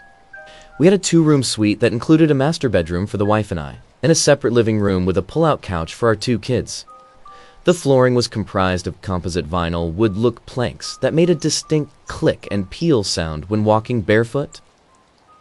On the first night of our trip, I awoke before first light at around 5:30 in the morning to the sound of our children whispering in the other room. I also heard what sounded like 2 sets of feet walking gently around our bed. Anticipating an incoming prank, I sat up quickly to counter the attack, but was met with only a dark, empty bedroom and an adrenaline-fueled heart. The whispering abruptly stopped. I fell back into my side and groggily pulled the alarm clock into view. It was much too early for our late-sleeping kids to be awake, especially on vacation. I got up to use the restroom, and to my surprise, they were soundly asleep. While in the bathroom, I was thinking about what just happened and started feeling a bit spooked. I distinctly remembered that clicky, sticky noise coming from the floor, and the clear sounds of 2 voices whispering. Was I dreaming? My thoughts then morphed to something even more unsettling. Someone may have entered our room. Someone may still be in our room. I opened the bathroom door, letting light fill the bedroom. Taking a good look around, I saw nothing out of place, nor any signs of intrusion. My wife gave me a grumble, so I shut off the lights, calmed my nerves, and laid back down with my back into the open room. The minute I stopped moving and my body was settled, I felt and heard a firm tap on the pillow directly behind my head, as if someone flicked it. Thoroughly spooked, I crawled into my wife like a small child while goosebumps traveled across my entire body. I told her what I encountered. She said that was really strange because she also heard the kids whispering around 3:30, asking them why they were still up and told them to quiet down. Without a response from them, the whispering stopped. She recalled it seeming weird because it didn't sound like them, but it was definitely coming from their room and felt mischievous. I got up and turned on multiple lights while swiftly doing a more thorough sweep of the securely locked room, checking beneath beds, in closets, and behind curtains. All to no avail. The kids continued sleeping right through the disruption. It took us some time to calm down after I clambered back to bed. I told my wife that felt as though there was an intruder in our room, but I couldn't find them. We contemplated many of the possibilities, but couldn't identify a viable explanation for the occurrences. I don't focus on the paranormal and have had little to no experience with it throughout my 43 years on this earth. Not sure what that was, but it sure was strange.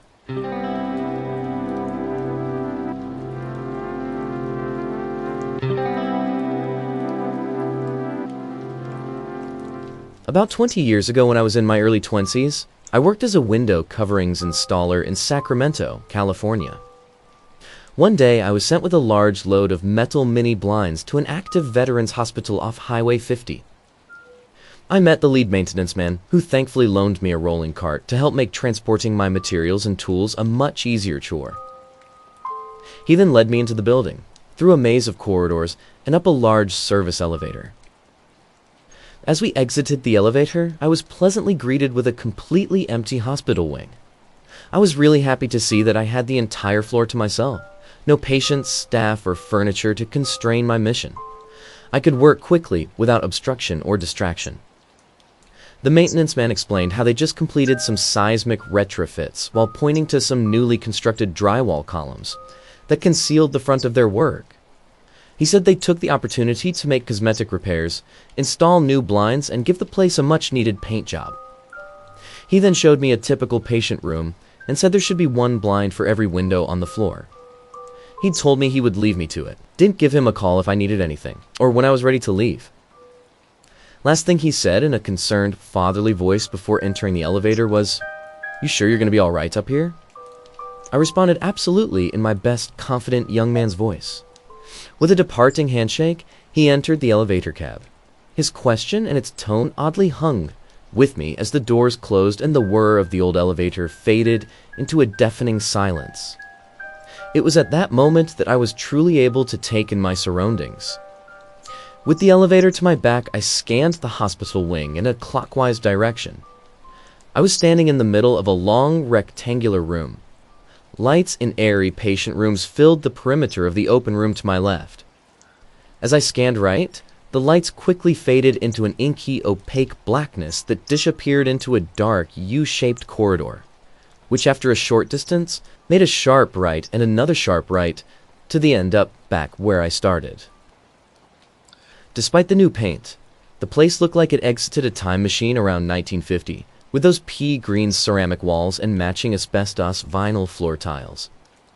It was at that moment I realized this place was creepy as fuck. But enough of that. I had a job to do and got right to work.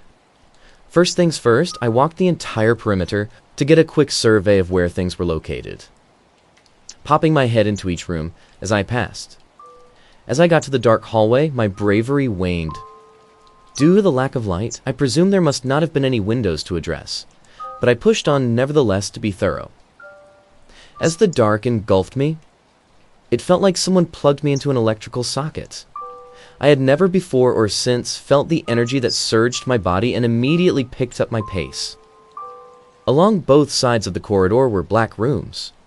After peeking in one, I abandoned my efforts for the absolute certainty that I was about to come face to face with something I didn't want to see.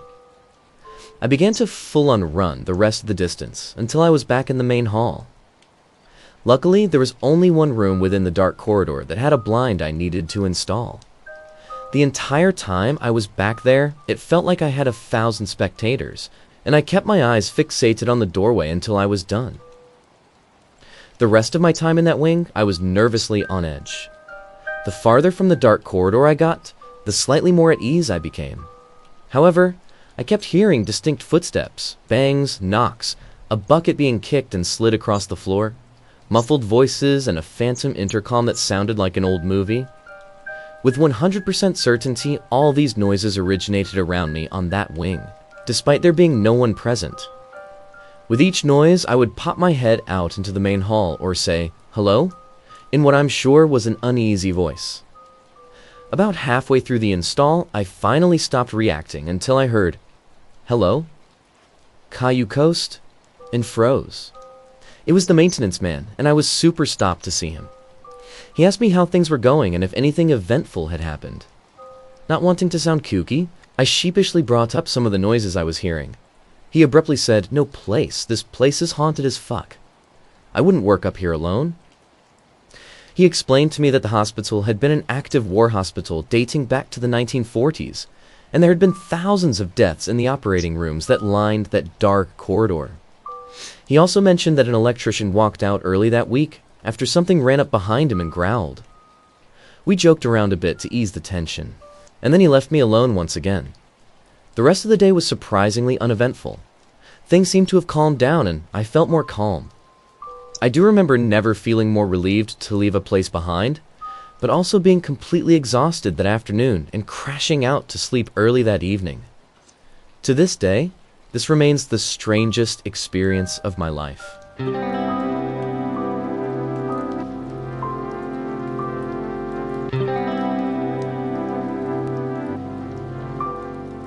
So I'm lying in bed right now, and my cat that's on the windowsill. I was playing on my phone, like I am now, and I heard someone walk past my bedroom door, but I thought nothing of it, as it's an old building, and sometimes it sounds like people are walking around, shuffling, even creaking, even though the hallway is carpet. Well, anyway, like I said, my concentration was on my phone when I heard someone whisper something I couldn't make out, and then a few s noises you make to a cat when you want them to come to you. I looked towards the window and noticed it was closed, so the noise did not come from outside. My cat jumped straight off the windowsill and dived straight onto the bed and climbed on me, but staring at the doorway next to the bed. I was unable to get her attention by stroking her or saying her name. She was just fixated with the doorway. There was a spooky part of the hallway that is always darker than the other parts near the bathroom door, where I feel like I'm being watched when I either go to or from the bathroom. Then I feel as if I'm being followed back to the bedroom. Once I saw a head peek around the bedroom door, but quickly disappeared when I took a look. No strange encounters happened in my bedroom, just the hallway. Also, sitting in the living room, you can see into the kitchen and out of the corner of our eyes. Both me and my partner have said it looks like someone walked past. Our cat is mainly chilled out, but sometimes goes absolutely bonkers running around the flat, bouncing off the walls, as if she's being chased. It's a very old town I live in with a lot of buildings dating back to the 1800s, maybe earlier. The downstairs used to be a shop. I don't know what shop, but it used to be, because the outside looks exactly like the other shops on the road, but ours has been redesigned to be a 5 flats. I have a little gated community, with all the front doors around the back. It's in England, Cheshire. I've been having a few strange dreams at the moment, and my partner keeps having dreams of her friend that passed away 3 years ago. I've tried to look online about the history of the street we live on, but I found nothing. Same with the building.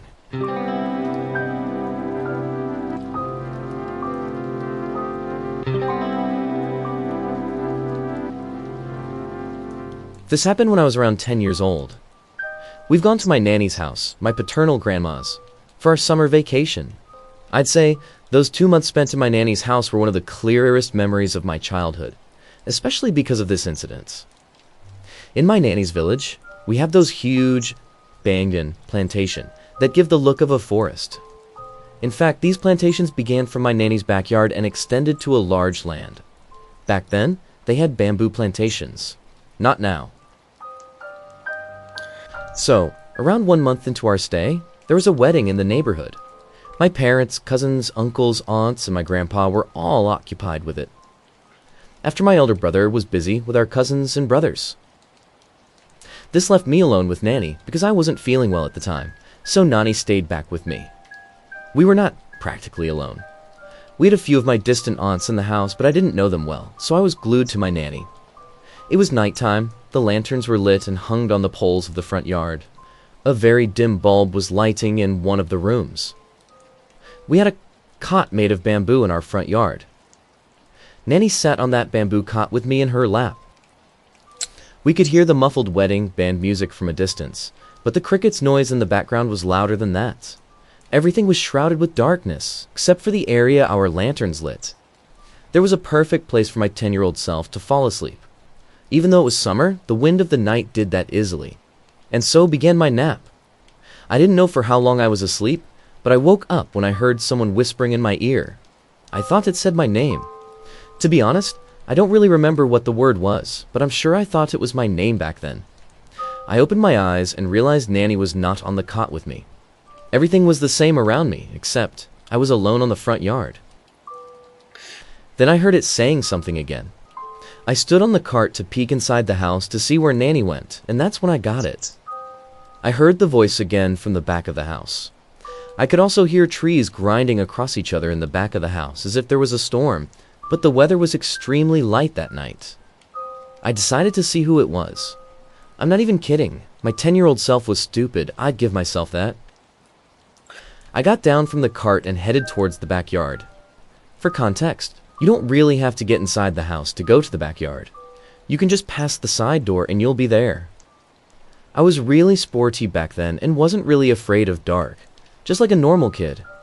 I took it as a game, thinking one of my cousins was calling me. I didn't even take a lantern. I decided to just walk in shouts. "Hey, hi. What do you want?" Down the path, I reached the backyard and began shouting. It was somewhat grayish dark in there. I shouted, "Kier, hi," again, and that was when I saw someone peeking from behind one of the long bamboo shoots.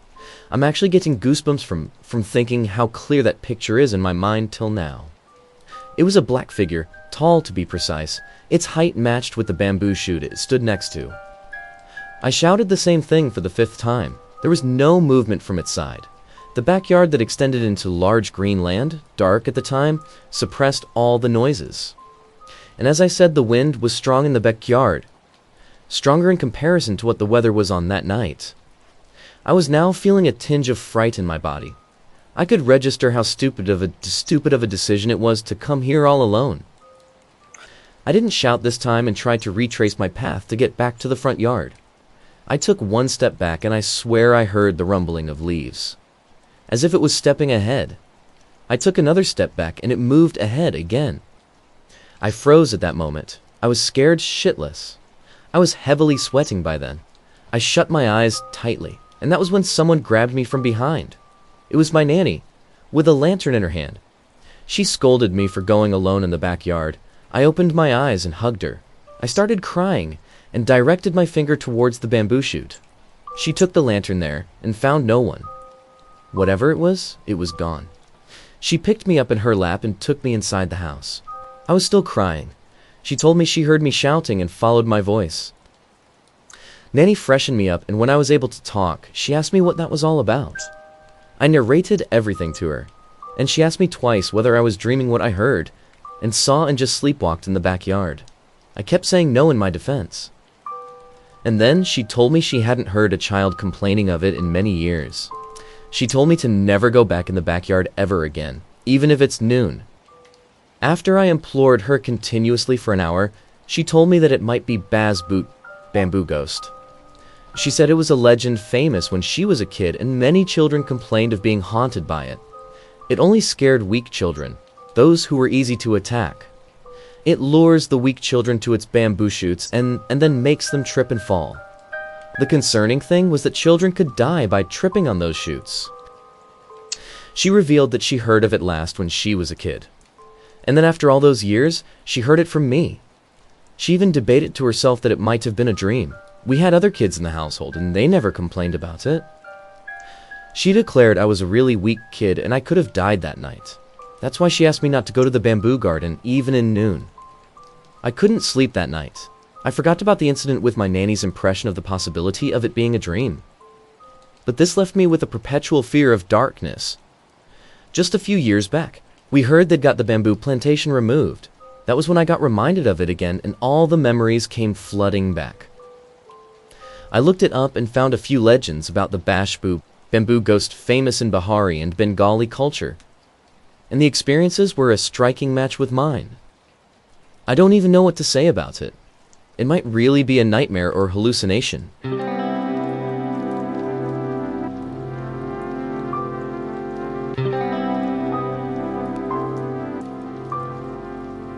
The clock just hit midnight, and I don't think I'll be able to sleep tonight with what happened.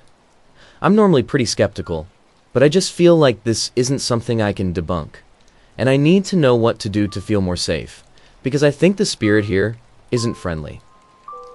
I think it's all related to the apartment I currently live in, because I've never had paranormal stuff happen to me before. Thankfully, I'm moving out in a month. I've been living here for 2 years now. The first red flag, the only thing the previous owners left me was a Ouija board, hidden in our bedroom closet. When I found it, I had bad vibes, and had to put it on my balcony so it was outside the place. After that, I felt watched at night and had trouble sleeping. Then things got back to normal, until the last few weeks. First, I was all alone doing some cleaning, and the light bulb in my kitchen completely exploded, leaving shattered glass all over the floor. Right after it, there was a big bang on my fridge like someone just hit it. Then I thought I heard something like a faucet running in my bedroom. I was already scared, so I walked super slowly to it. And then my bedroom door, right next to the bathroom, slammed itself, making an awfully loud sound. I was terrified and went to my mom's house for the rest of the day. I tried to tell myself it was just a shortcut, maybe a breeze from the open window that made the noise, but it wasn't even windy. Doesn't make sense. I've had trouble sleeping. Random objects found on the floor, and I blamed it on my cat. Until last week, I heard something wiggling an object and throwing it on the floor.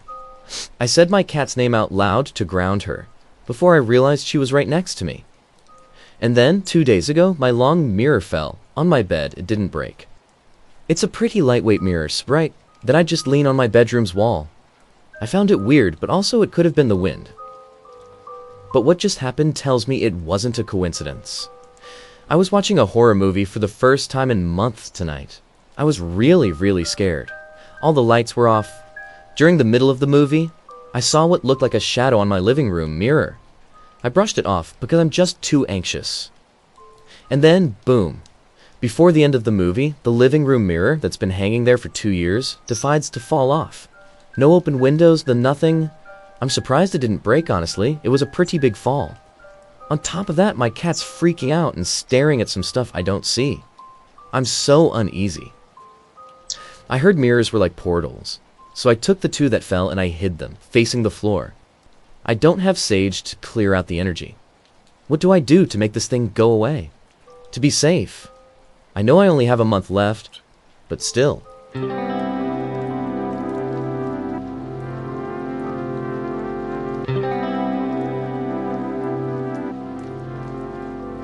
Many of you paranormal enthusiasts may have already heard by the word Nahual. No mistaking with Nahual, which is a native people here in Mexico, and I'll guess that on also some other countries in Latin America. We call that way to people who can shape-shift into animals. Well, it was a cold night. I remember because it was really odd around that zone of the country. My parents' house is in a small town, and back in the day, it was one of the last houses on the outside of town, so not many neighbors, but a lot of trees and nature around. The house has a long backyard, where we used to have sheep, and on one side, a small water stream, and trees to the side. Suddenly, the sheep started to bleat very loud, something we could call screams. My father then went to give a check on the window in the back side of the house. I still recalled his face when he came back quickly. And smoothing his voice, he told to my mom, "Go ask your father and brothers to come here immediately." They were 4 brothers, my grandfather and my father. When everyone was there, a few minutes later, my father started to tell what he saw. In the barnyard, we had 10 sheep. At the moment my father gave a look, all of them were heaped just in one corner. At the center, there was some kind of big animal. My father described it as a bear, which makes totally no sense. We said it was big, hairy, and it seemed to be eating one of the sheep there. The one sheep was screaming really bad. Then, my grandfather told my mom to keep inside of the house and keep me in there also with her. If you go outside now, you may catch a bad air, Malay in Spanish. So he made some kind of prayer, holding his machete. On his prayer, I remember he said the names of my uncles and also my father's. They went outside. My grandfather started to yell at the darkness, telling things like, "Go away, you have nothing to do here, leave this house." My father told me that he saw how this thing was in a pose like eating the sheep, which was laying on the ground, still screaming by the way. And when my grandfather yelled, this thing seemed to stop and rise its head up towards my family. This being was only staring at them, not a single noise, also not red or shining eyes. Only the shadow it looked like it was looking at them. So my father decided to do something at last. He took a big rock he picked up from the ground and threw it at this thing. Maybe not the best thing to do in this situation, but apparently this being was not that strong. Or maybe because on our side were 6 men armed with machetes. But when the rock hit it, this being turned his back and ran away into the forest, running on 4 legs like an animal would do. This was when they came close to the sheep. They saw how the sheep on the ground was still alive, but completely unskinned. It was horrifying to say the least. My grandfather sacrificed it to stop the suffering.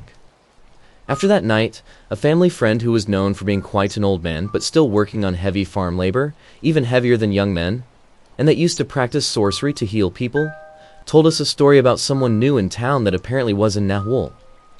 He told us he'd spoken to the man and asked him to leave the town. Indeed, we never happened to live something similar, blah blah.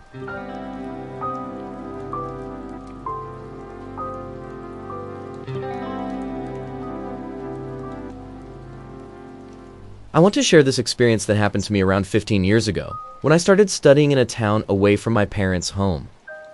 There was one man, let's call him Tony, who was a good friend of my father. He helped him at work sometimes, hence I hung out with them usually. When I was 17, I moved to a bigger city to start university, so I traveled every 2 months to visit my parents for long weekends or vacations. After my second year away, this friend, Tony, died from alcohol abuse.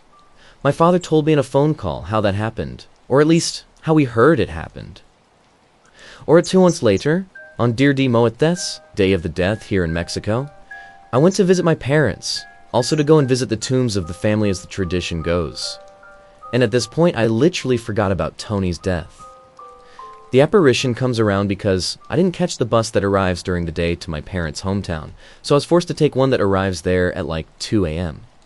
It's quite a small town, so since I didn't find any taxi to the bus station, I decided to walk home. Around 5 blocks away from the house, I had to pass on a bridge where people say that it decapitated donkey spirits scares people during the night. I was a bit scared, to be honest. But then, suddenly this friend, Tony, reached me on his bike. He didn't mention that he always moved on a bike, and asked me if I was just arriving from university. Maybe because I was originally thinking about the decapitated donkey, I completely forgot about the fact that Tony was supposed to be dead. So I thought just to talk to him, and he walked passing the bridge and a couple more blocks for around 4 or 5 minutes, talking about the school, the food in the other cities, stuff like that.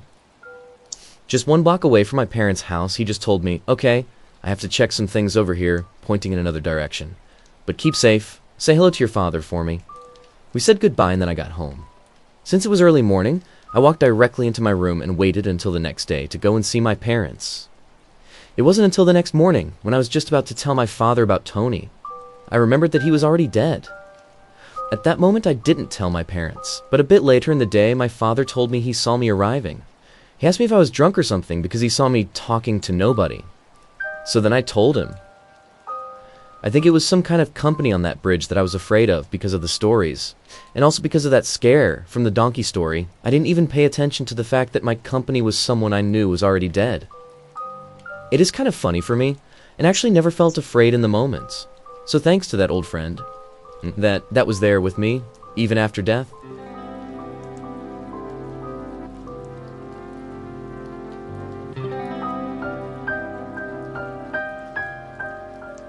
I suddenly awoke in the middle of the night, and there was a face with huge black eyes right in front of mine.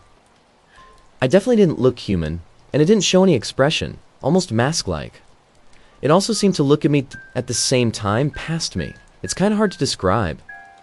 Because it was extremely dark, I tried to rationalize that what I was seeing must be my friend's cat. I remember that she once told me that a cat would often stare very closely at her face when she's hungry and wants food. I thought the huge eyes were simply the cat's face being too close to mine. Because I wanted it to move away from my face, I started to stroke it, just like I would do to a cat, and said Fiora, which is the name of my friend's cat.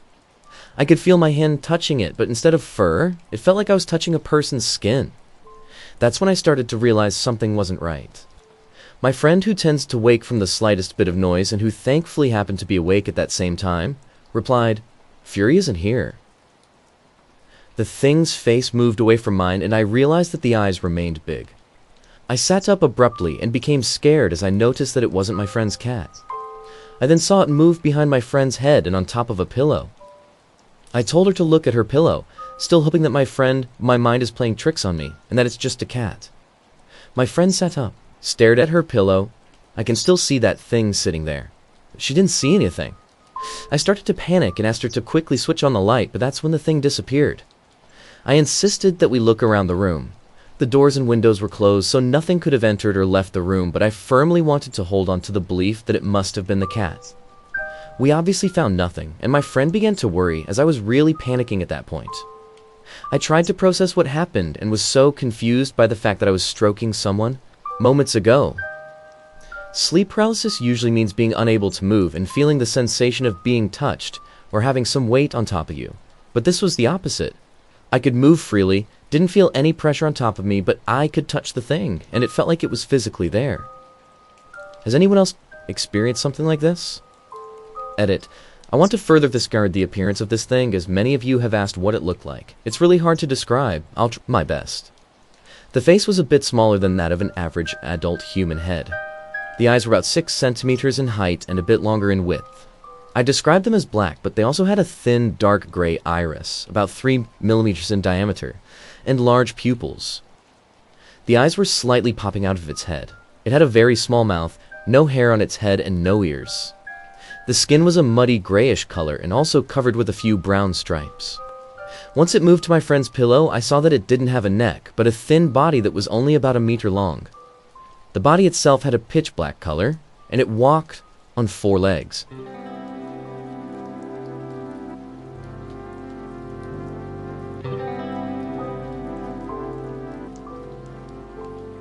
A couple of weeks ago, I had a dream in which I was back at my parents' house and somebody knocked on the door.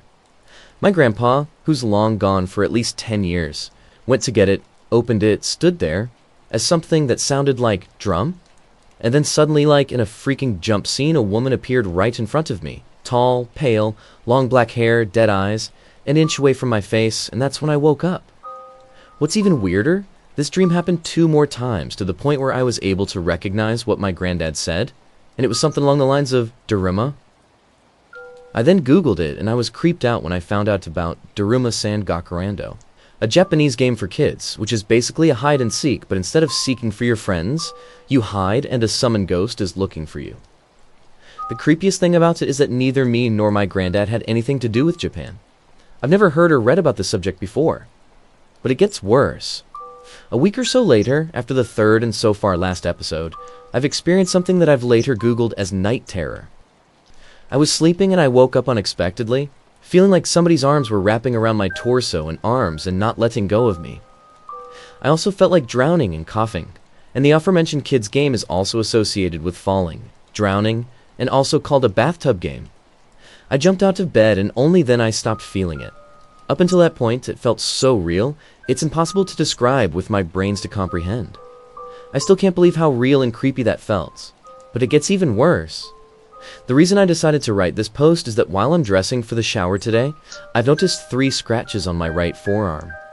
I don't recall hurting myself, banging on anything, or scratching against anything, and it only started hurting when I noticed it. I've always believed in the paranormal, in UFOs, possessions, etc., but I also never thought something as random as this would happen, like why something I've never ever heard of appears in my dreams several times. And then the extremely real night terror that happened a few days later is connected to it. Like,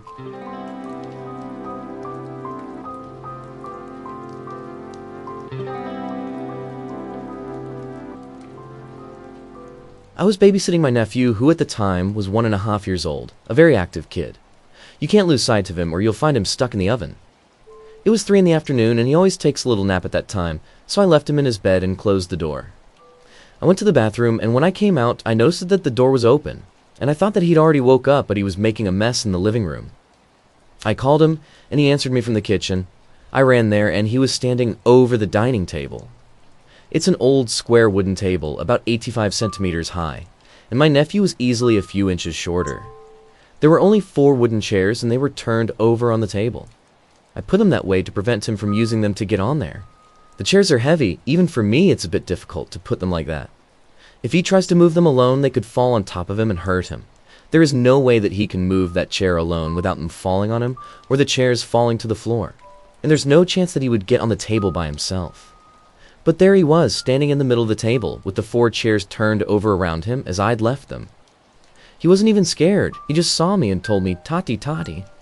I asked him how he got up the table. I carried him and he kept saying, "Toti, Tati." I thought for a moment that this was some toy that he was looking for, and then I asked him, "What's Tussie? Where is Tussie?" And he turns and points to a corner in the kitchen, where there was no one or anything. I froze for a moment, and the first thing I thought was, is there someone in the house? Someone broke in and I put him on the table? No way, that doesn't make any sense. But either way, I grabbed my nephew, I took him to his room again, I checked the kitchen, the living room, the rooms, and nothing. There was no one in the whole house, besides those two. I didn't want to think about the situation anymore. I just felt relieved that my nephew was fine, that he hadn't hurt himself in his little mischief. But I kept wondering, how did he get on that table? When my sister came, I asked her which toy he called Tati, and she told me that it's not a toy. That apparently was some imaginary friend that my nephew had, and that had been talking and playing for a week with him. I honestly hadn't planned to tell him what happened. I don't want to get into trouble with her. I knew she would blame me and accuse me of leaving my nephew alone. But when she told me what it was, Tati, I told her everything. I didn't want to rush to think that it was something paranormal. I just told her how weird the whole situation has been, and she just told me, you know how Josue is. He managed somehow to find a way to get on the table. That's why I always ask you to keep an eye on him. He might have hurt himself. And I thought, okay, so was right. I kept taking care of him, but I was starting to get a little nervous because I always saw and heard him playing with Tati. And one day I got a lot of courage and I asked him, where's Tati? And he takes my hand, leads me to the kitchen, and points to the same corner that he pointed out before. I freaked out for a moment, did my best to keep myself together, and later that day I waited for my sister and asked my nephew the same question, and he did the same thing. Took me to the kitchen and kept pointing to the same place. For me, that wasn't normal. That was really creepy, to be honest. But my sister told me to just stop asking him about Tati. If I keep doing it, I only feed his fantasy, and that it wasn't good for him. So I just did what she told me, and I never asked about it again.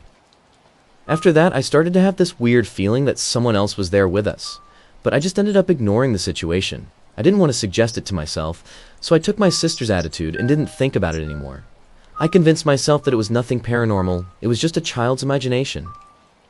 He kept playing with Tati for a while longer, till he grew up and didn't mention him again. That was about 2 years ago, and every time I remember that, I still wonder who was Tati, and how he got on the table by himself.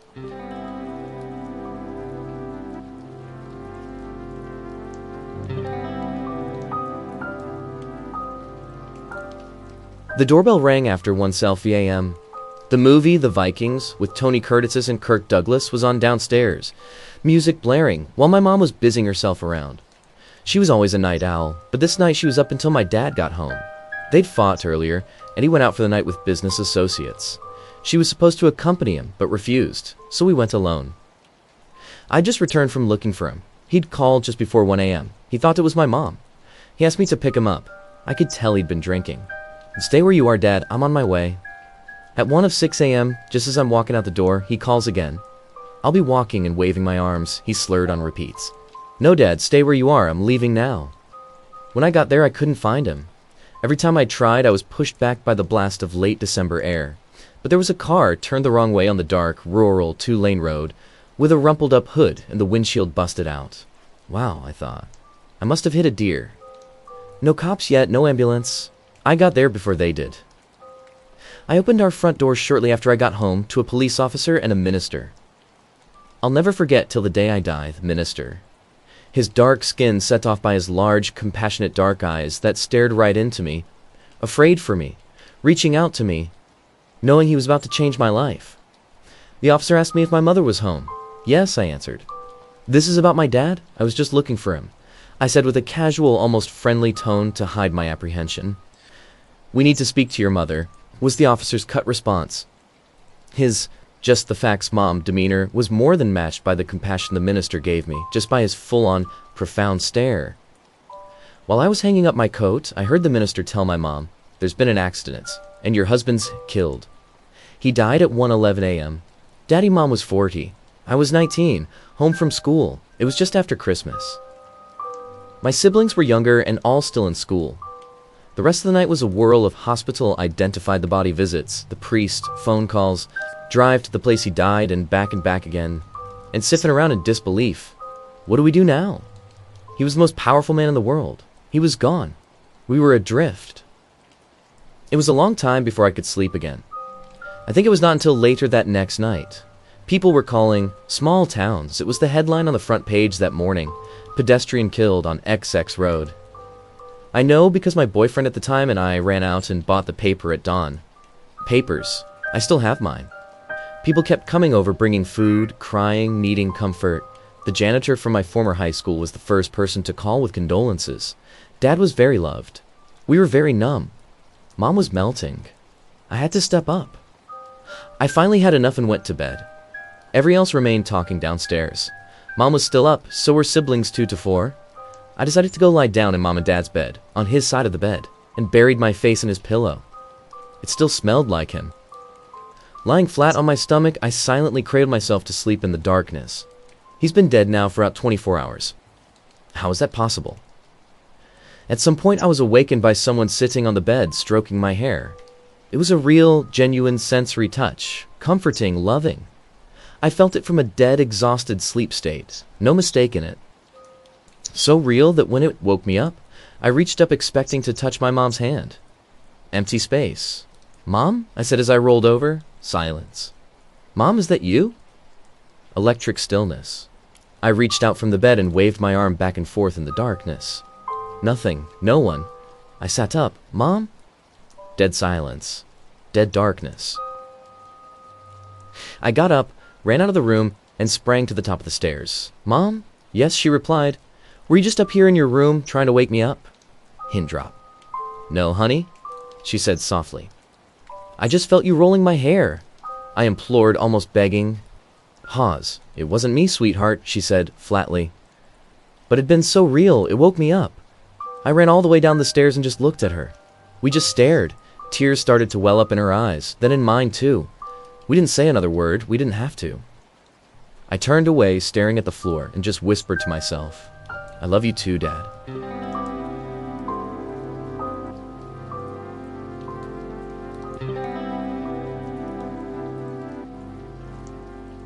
My house was built in the 1950s, but the land had been in my family since before the Civil War.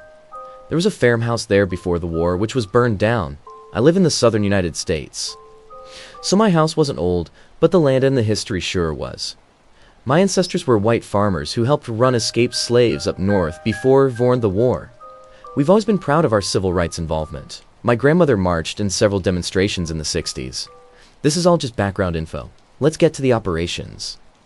My great-aunt was as sensitive, as was my great-grandmother, my grandmother, and my mom, though Mom wasn't as sensitive as the other women in the family. I got my sensitivity from these incredible women. I'm not psychic, I'm not esoteric. I can only tell you what I experienced growing up. My house was a 2-story, with an attic and basement. It was a big house with so many rooms. My first memory of the paranormal was when I was in kindergarten. I was walking upstairs to my room when I heard an old radio show playing from another upstairs bedroom. Our guest rooms had old radios and TVs that didn't work, but looked very vintage and cool. I sat down and listened, laughing at the jokes. When I rose back up and took one step up, the sound stopped. So I went back to the step I sat on and heard it again. When I stepped down to the next step, it was silent. I could only hear it from that step. I didn't always hear the radio when I stood on that step, but that step is the only place I heard it. There was a ghost I would play with on those steps too. A little boy in brown short pants with brown shoes and a white button-up shirt. He would appear when I was going upstairs, hanging his legs through the banisters along the upstairs landing. He would laugh and wave. Sometimes he would get up and run. My mom played with the same child ghost when she was little. Sometimes, when I was in my room sleeping, the sound of a small party of people would wake me up. It was coming from the room where I thought the radio I heard on the steps would play. I would listen to people laughing, hear them moving around, smell cigarettes even though no one in my house smoked. I would get fed up after a while and stick my head out the door. I would attempt to keep it down. I had school the next day. The ghosts would go silent after that. I would see a tall, sad black woman in my basement. She wore a long, simple brown skirt with a reddish-pink skirt. She wore a white scarf on her head. Sometimes she'll be weeping in the corner. I asked my great-grandmother about that corner, and she told me that the old house had a hidden tunnel that my ancestors would hide slaves in. While our house wasn't in the same location as the old house, the tunnel ran right through the spot where we would eventually have our basement.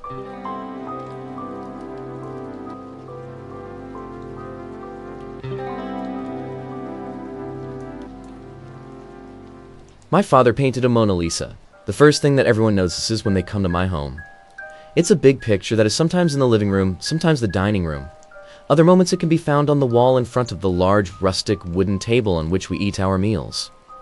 My father paints very well, but his Mona Lisa was not so much like the original. Her skin is darker, her clothes are completely black, and the background is green with yellow, illustrated with random drawings and phrases in Italian. However, there is something that he managed to reproduce perfectly. Something that, in my opinion, is the essence of the painting. The eyes. They seem to stare at you as if you know all your secrets. There's kind of a legend about the original Mona Lisa, which says no matter where you are, she always looks at you. And I can attest that, in fact, it is true. Or at least it is here at home. No matter where or from what angle you look, she always seems to look you in the eye. The main reason why people show fear of the painting when they visit us. I confess, I almost show a little afraid of it. My mother is also afraid, my aunts, my uncles. In short, everyone who has seen it. Why don't we get rid of it? Well, to start with, my father would never let us. After all, he was one who painted it, and besides, we kinda got used to it. It doesn't bother us so much, so there's no reason to get rid of it. Once, something strange happened, related to the Mona Lisa, here at home. I remember it well, despite being around 8 years old at the time, because it was something that marked me a lot. Whenever we were going to travel for a few days, my aunt would keep a copy of the key to our old apartment. She lived in the apartment below, in order to feed our fish, or the poor fish would be dead by the time we returned. The aquarium was in the guest's bathroom. For some reason I don't remember why, and to get to the bathroom it was necessary to pass in front of the living room wall where the painting was. My aunt hated doing this, because she was terrified of the Mona Lisa, and claimed that the painting always looked at her whenever she passed by. One day she told me that, and I was slightly scared.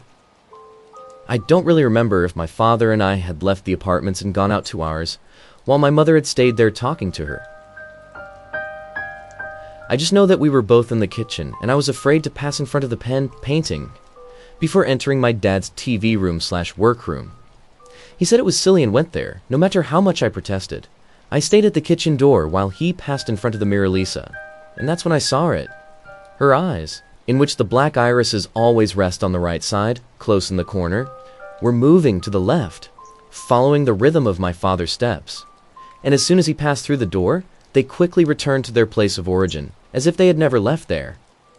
Of course, I screamed desperately, stating that the Mona Lisa's eyes moved, but he didn't believe it for 1 second. The only thing I remember after that was telling my mother what had happened and hearing from her mouth that she, too, I'd already seen the painting's eyes moving that way. After that day, I never saw it happen again. And if it weren't my aunt or my mother witnessing it, I would have thought it was just my imagination.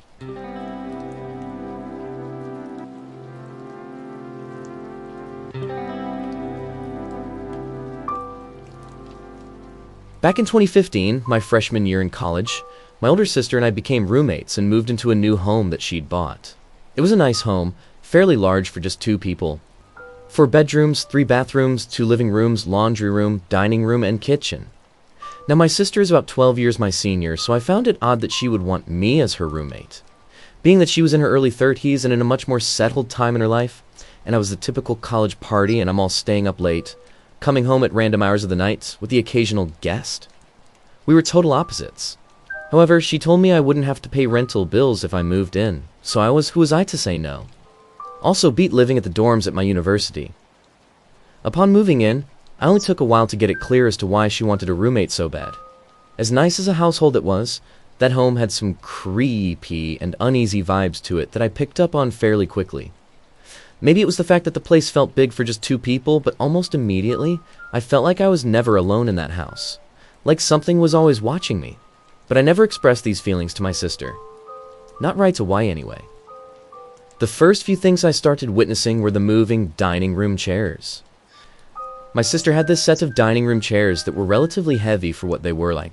Like you actually had to apply some force to move the things in and out of wherever you were going to sit. And because they had some weight to them, they made a very distinct sound whenever you scraped the wooden legs against the floor when pulling the chair in and out. One day I was in the TV room watching Netflix. It was about 6 o'clock in the evening and I was home alone. But a particular day had been a lazy one. Nothing in lounging around for me. I'd watched Netflix for so long that I was no longer paying attention to the TV, but was rather fixated on my phone, scrolling through social media while the TV played in the background. So I was much more aware of the background noise than I would have been if I'd been focusing on the TV. I was scrolling through Instagram and suddenly I heard a quick on I have a dining room chair. I'm dragged. My eyes immediately focused towards the entrance of the TV room. Surely I was hearing things right? I thought maybe my sister had gone home and had sat down without hearing her come in. But then again, this wasn't possible. She'd told me that she'd be at work at this time. I got up to go check who was in our home, but almost immediately I heard a much longer and louder smack. This one was the one that made my hair stand up and caused my heart to start beating fast. The first sound sounded as if someone had bumped into the chair. The chair had to have been dragged in order to make a second sound. Although my heart was racing, I can honestly say that I was about 20% scared, 80% intrigued. I opened the TV room door and peeked around the corner of the wall that allows me to see out the room, through the kitchen and partially into the dining room. Fuck me. The father's dining room chair was leaning up against the wall in the back of the room. Someone or something had dragged the chair out and bumped it into the wall, which explained the smack I had heard of the second sound.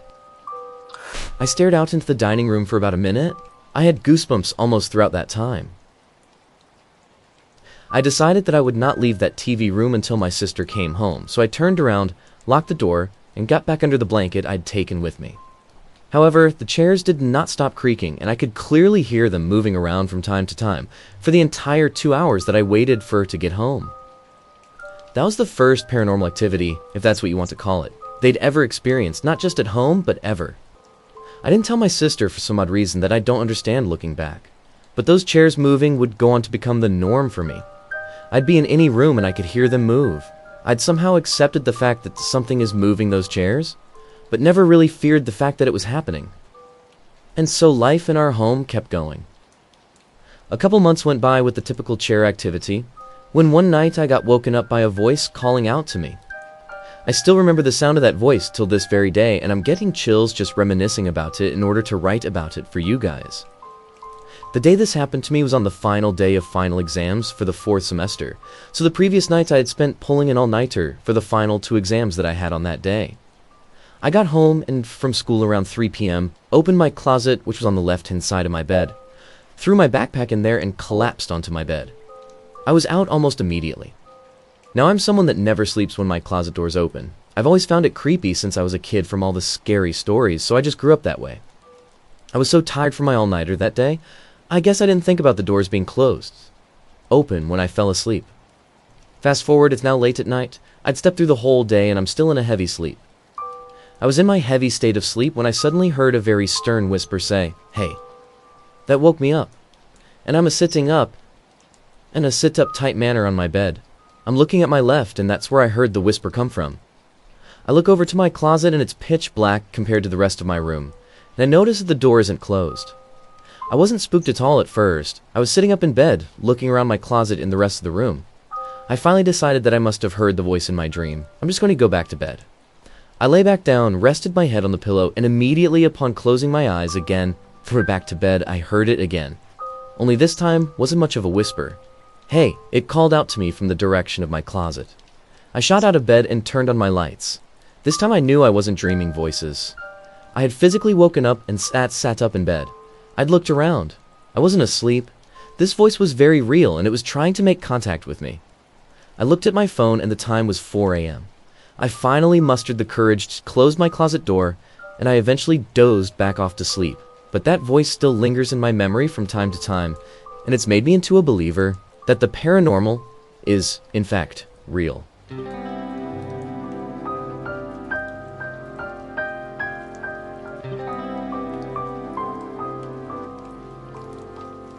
When I was 14, I had a strange encounter that still puzzles me to this day. On the weekends, I'd sometimes go to my mother's place. My parents are divorced.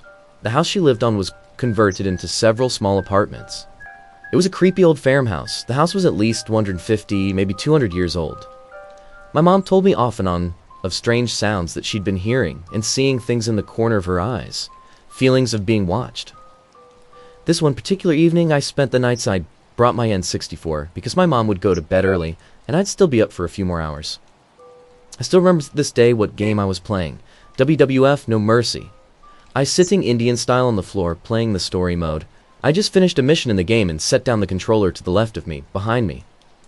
Directly behind me was a recliner. I'll never forget what I saw next. I went to grab the controller and saw what appeared to be a hoof, like a horse next to the controller on the floor. Insects and blood were coming out of the silver that separated the hoof. I thought to myself, how strange. I slowly glanced up, and this demonic figure was staring back at me. It leaned towards me, its face got down on my face, and grinned the most evil smile. The eyes black, face red, one-winged creature. Blood was dripping from its teeth. It was so surreal, I immediately went into a panic attack and blacked out. I learned later it was the fight or flight response. Several seconds later I came to, laying on the floor. I could barely move. The demonic figure was in the chair laughing at me. It was as if my fear and energy had been sucked dry from me. I lost all strength. I did all I could to crawl to my mom's room and woke her up. After I woke up, we talked and she believed me. She told me that she too had seen the same thing earlier that week, but didn't want to scare me. I don't want what to make of it all, and still think of it to this day. I've no doubts about demons and angels are real, and believe me, the last thing you ever want to encounter is a demon smiling in your face.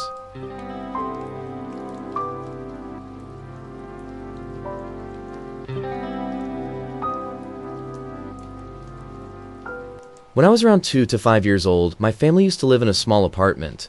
We moved in our new home when my mom got pregnant. When we lived in the apartments, I didn't have a lot of friends, and there were no kids my age living in the neighborhood. There was no nursery in my small town, and obviously I wasn't old enough to go to school yet. So I used to play by myself and with my good friend Joe Bet. His name is relevant later. The problem is, I was the only one who could see and speak with Joe, and Joe was a grown-up man. We used to play with my Hot Wheels, and we talked together. My mom would sometimes hear me have a conversation alone in my bedroom and come by and check who I was talking to, but could not see anyone in the room. Every time I asked, I answered, with my friend Joe. Up to this point, it would have been a pretty normal situation for a lonely kid to get an imaginary friend, and I would have thought that myself too if that stopped there. But the thing is quite a bit stranger when my parents bought the house and planned to move out. I remember some of my Hot Wheels moving alone and some of my toys getting in the living room when we were not home. My mom also told me recently that she started to feel weird in my room at that time, like someone was watching her. My dad doesn't remember anything weird except some of my toys getting out of my room when we were not home, but as he said, he wasn't home often with his work, so we may have missed some clues. We moved to our new home and everything stopped. At first my mom assumed that my entry into kindergarten and me making friends was the reason why I didn't need Joe anymore. But the plot got even weirder. The other family who rented the apartment got in touch with my mom and started asking her questions about the apartment, and more precisely about my bedroom. Their son has got the same bedroom that I had, and like me, he started playing and talking alone in his bedroom. When his parents asked him who he was speaking to, he also answered, Joe. My mom told me that I did the same and answered the same when she questioned me about her. The only difference was his last name. I would always tell to my mom that his name is Joe Bet, and the other kid named him Joe Blow. In both cases, his name was Joe and his surname started with a B. It's a fairly strange coincidence if it is one. I still can't figure out exactly what was happening by that time, and if it was in fact a ghost or entity or only just two lonely kids with a lot of imagination. At least Joe was a good guy and helped me get through my childhood.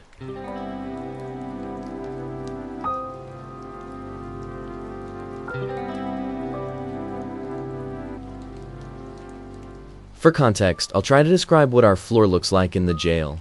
There's an elevator bay with a big metal door that is controlled by motor and chain. This is what we call the main slider. All traffic comes into the floor from this door. You go down a small passage and then you're in a space that is the shape of a square with a smaller square room inside called the cube, which is surrounded by 7 pods for inmates. Each pod has 12 cells and can fit 2 inmates. The cube is used for controlling doors, and basically it's an office space where paperwork can be filled out, and where you can sit and watch the pods during your shift. I'm assigned night shift on a floor of non-violent inmates, Gen Pop. Typical inmate you'd find on this floor would be drug users, dealers, petty theft, and the occasional drunken Kenanale. I was working this floor by myself, and the night was starting off as usual. I show up, lock down all the pods for the night, conduct my head counts, and go back to the cube. An hour later I conduct my hourly block check. Everyone's sleeping or chilling, so I'd return to the cube. Not the second I finish sitting down, I hear the sound of someone kicking a cell door. I get up and I start using my flashlight through the pods and eventually narrow it down to B pod 6 cell. One inmate is frantically screaming that his cellmate is coughing up blood and is shaking. I open the door, remove the inmate, and see this cellmate is foaming from his mouth and is performing what is known as an agonal breathing. Essentially, we are listening to him take his final breaths. Long story short, medical gets called and he's eventually taken to hospital, but he doesn't make it to the hospital and is declared dead en route. Comes to find out the inmate had swallowed heroin before he was booked and one of the packages ruptured while he was in the jail. It was unfortunate, yes, but it's not the first time it's happened and surely won't be the last time. Find the paperwork and continued about life as normal. As another thing for context, we have cameras in the individual cell blocks, and Sales went back and watched the footage of the incident to confirm there wasn't any kind of assault or general rough housing that would have put the packages to Brooklyn. The next night, I'm assigned the same floor. Similar process comes and goes, show up, lock down the pods, conduct counts, etc. Hour goes by, I do my standard check, go back to the cube. Again, as I go to sit, I hear 3 loud bangs coming from what sounds like B-pod again. I go in, I flash my lights, everyone is sleeping or chilling. I return to the cube, 3 more bangs this time. I refer to my touchscreen to see if the kicking is tripping the lock sensor on the door. Sure enough, B-Pod's 6 cell is showing that it is being messed with. The cell was still locked down due to the events of the line before, so no inmate should have been in the cell. I go to the cell, open it, and double check to make sure nothing and no one is in the cell. No one is in the cell. My next thought is that the lock is malfunctioning. I exit the cell and walk to the cube to call for maintenance. And as I'm on the phone, the door slams shut, which sends me back out to look. At this point, I'm at a loss for words and have no clue what to do. All the inmates of the pod are also trying to figure out what's going on in their pod, and I'm trying to answer their questions, but genuinely, I have no clue what to tell them. It eventually goes quiet. Maintenance arrives, I have them check the lock. Nothing in terms of it being a mechanical malfunction. After that night, I asked my watch supervisor to be placed on a different floor, which at the time we had just got a new batch of rookies in, so he gave me my choice of the floors.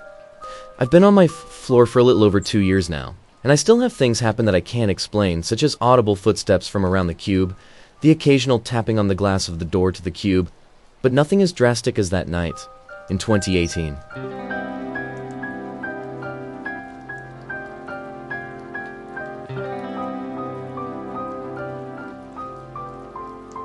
My mother and her wife bought a big house in a small village in southern Sweden when I was younger. That's the house I grew up in. I never believed in ghosts or anything like when I was younger, but that was about to change. I lived alone on the first floor of the house because it only had 1 bedroom on the entire floor. It was a big house and the rest of the first floor was a TV room, laundry, and a big inventory. I have stories for days about that house, but I will only tell you the most scary one, in my opinion. This encounter took place on spring, when I was in the 9th grade in high school.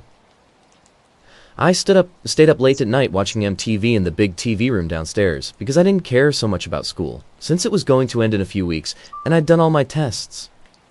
One night when I was watching the replay of Jersey Shore, which aired at 3 a.m. in Sweden, I heard someone walking down the stairs. I thought it was my mom that was coming down to tell me to go to sleep, as usual. So I laid down to fake sleep on the couch so I could blame the noises coming from the TV on that. But the footsteps didn't come closer. Instead, I heard it go up again. After the steps came to the top of the stairs, it went down again. This repeated itself many times, so I went to check on who was walking the stairs up and down. To my surprise, I didn't see anyone walking the stairs, but the steps continued. I thought to myself, now I've lost it. I stood there beside the stairs and followed the footsteps up and down with my eyes. I thought I was hearing things that wasn't there because I didn't sleep much of the time. So I went to the couch, fell asleep, and I didn't think about it too much. When the alarm rang at 7:30, I went up to get some breakfast with my mom and brother. She asked me why I scared my brother at night by walking so much in the stairs. I explained to her that I saw that night, but my mother, skeptic as she always was, angered me because she didn't believe me. A few years went by, I had some more scary encounters, but she always blamed on the window that it was an old house. I moved out of the house to study in a different city about an hour away from my hometown. Almost a year after I moved, I came home to celebrate my grandmother's birthday. On that occasion, my mother pulled me to the side and said, "You've always had to have someone else living in our house. How do you make someone like that disappear?" I saw in her eyes that she was frightened, so I asked her what had happened. She explained that the night before, she and my younger sibling slept downstairs because it was really upstairs. She woke up because it sounded like there was an intruder in the upstairs kitchen. She said she froze and couldn't move because she was so scared and prayed that the intruder wouldn't go downstairs. The sounds from the kitchen started at 3 a.m. and stopped somewhere between 3 and 4 a.m. When she went to the kitchen in the morning, nothing was moved or changed. I told my mother, I told you so. All these years and you never believed me." She said she was so and asked me where to go from here. I told her I had no clue, but that the house needs to be cleansed. She hired a medium, and I can honestly say that the energy in that house was now changed. My old friends who had no idea that the house was ever haunted or that my medium cleansed it even said something felt different about the house. I lived and grew up in a haunted house, but it made me who I am, and I don't regret a thing. Because now, I know, ghosts are real.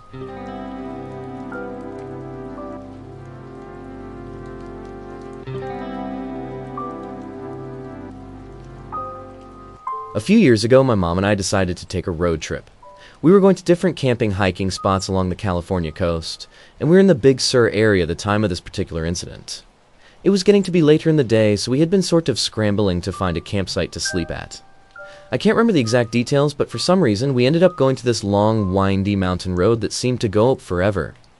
Eventually, at the top, we found a secluded site with camp spots and even a bathroom. We hadn't seen anyone around, but the sun was about to go down, so we figured we could find the person in charge in the morning and pay them then. By now, it was dark, and we'd been around the fire for a few hours. Our site was right at the edge of the trees. I heard some rustling coming from that direction and looked up. Two people walking out in front of each other, dressed in all white, perfectly clean clothes. The person in front had their arm back to hold the other's hand, but they both looked straight ahead, didn't acknowledge me or my mom whatsoever. They walked out of the woods, past us, and right back into the trees. Here's what's weird. Both had no lights, were barefoot, had no belongings with them, and were not dressed warmly. It was probably around 40 degrees, pitch dark, and rough terrain. Not to mention the gut-wrenching heart-drop feeling when I saw them. I asked Mama if she saw that, and she said no, even though she was facing the same direction as me. I was on the edge of the rest of the night and had trouble sleeping. In the morning, my mom found the camp owner, paid him, and told him what I'd seen. He replied nonchalantly, "Oh yeah, those are the night walkers. People see them around here sometimes." When she asked him if he thought it was paranormal, he said it was pretty damn sure. Got the hell out of there as soon as I could.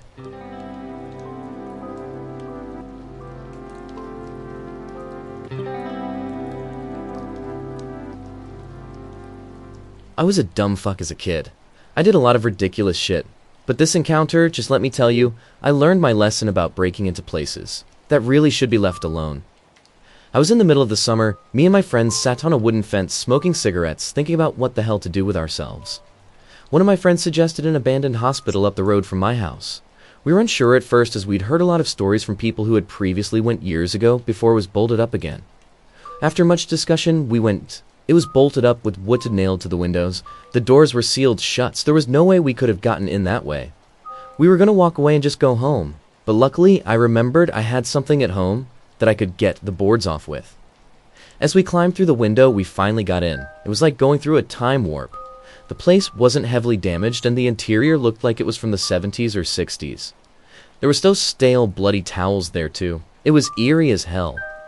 Anyways, we fooled around, freaked each other out for a few hours until we had to go. Before we left, we fucked around with the fire extinguisher that had been left there. While everyone was in the center of the hospital, I stepped out for a breather in the hallway, with the window we entered through. I was at the bottom of the hallway and I saw a pale, slender figure in a blue hospital gown climb out of the window while looking at me. He looked tired and sick. I froze and screamed. I left as soon as it happened. I will never forget how freaky it was.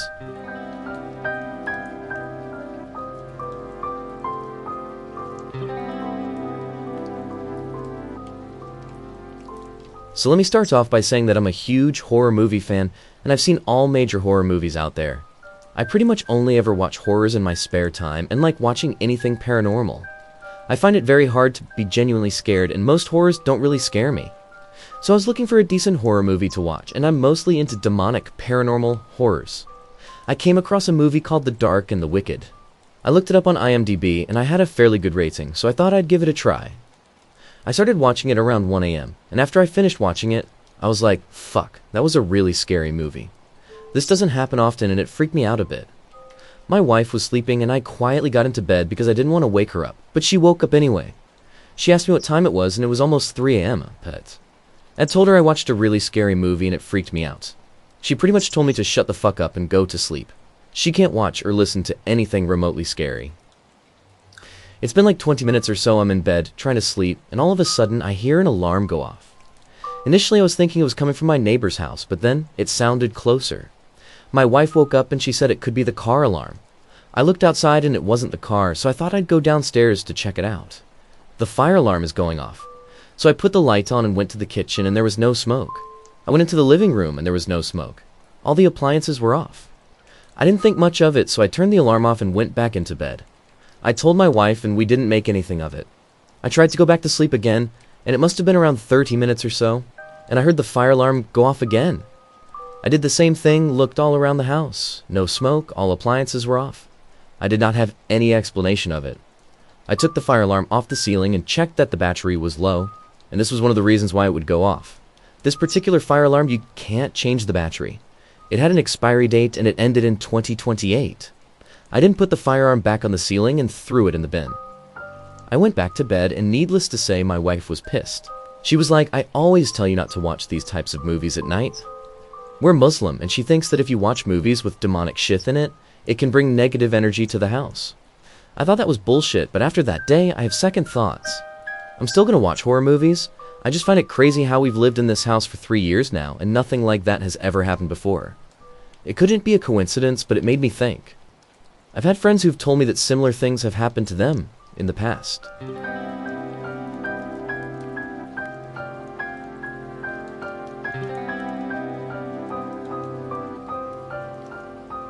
So I've experienced some really unusual, interesting things throughout my 26 years of living, and a few of those memories just won't give me peace of mind. Some of my earliest memories go back to the very first apartment I lived in with my parents. We moved quite a bit, which I only recently discovered was when I was only 1 year old. When I put those memories up to my mother, she was shocked that I could remember the apartment and the gatherings my parents would hold there with so much detail, saying we moved out of the apartment before I turned 2. That apartment is also my first vivid memory of what I've always believed to be a ghost encounter. It was a one-room apartment. There was a small hallway going from the main door to the kitchen, with our bedroom and living room on the left, and the bathroom shower on the right. There were events upon the wall that for whatever reason always gave me the creeps as a child. My parents and I shared the one room, with me sleeping on a small couch and my parents sleeping on the floor. Everything was covered in carpets everywhere. Well, we did live in Ukraine. One night I'm slowly shaken awake by someone, and as I opened my eyes expecting to probably see my mom, I noticed the hands of the palest white I'd ever seen in person, with long short nails. I look up and looking down on me is an extremely pale woman. Long, straight black hair, dressed all in black, with a black veil covering her head and most of her face. I don't remember being scared, but I remember her very vividly. She just looked at me for a long minute, then turned and walked away. And from there, the rest of the memory gets foggy.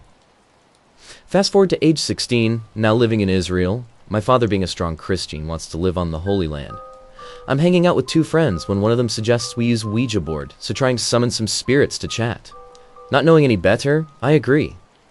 We made our own board with letters, numbers, and yes, no on a piece of paper, since we didn't have an actual board. And friend A offered to use her ring as the circling piece. Friend B didn't want to join, so she decided to wait outside the room. Both friend A and myself placed a single finger each on the ring, and friend A started calling out different names of famous dead people, hoping someone will respond. After a number of failed attempts, I got a bright idea. Let's try calling the ghost I saw as a child. I don't know her name, but her image was very vivid in my mind, so I figured why not try to concentrate really hard on what she looked like as we were trying to summon her. Maybe it'll work. Lo and behold, the ring started moving.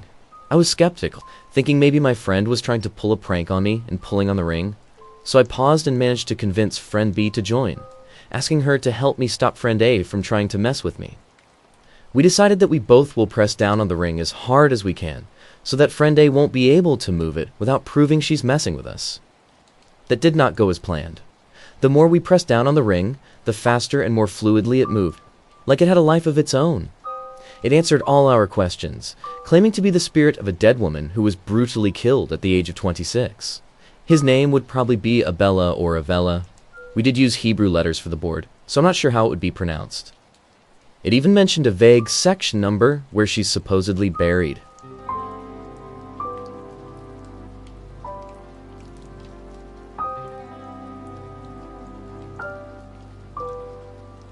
I was enviously thrown in jail 10 years ago. I already was in a strange situation with my daughter's father, and we were fighting over custody agreements, and I thought for sure this could be used against me to have her taken away. Not to mention it was people I loved, and I thought loved me who orchestrated this jail fiasco. So it's fair to say that I was at a low, probably the lowest point in my life. Betrayed by people I loved, and the one thing I'm proud of in my life may be taken away. I was out late Saturday, got a hotel room, and decided to get my favorite appetizer at a local bar, and have a glass of wine said fill my nerves the following Sunday. I couldn't even take one bite.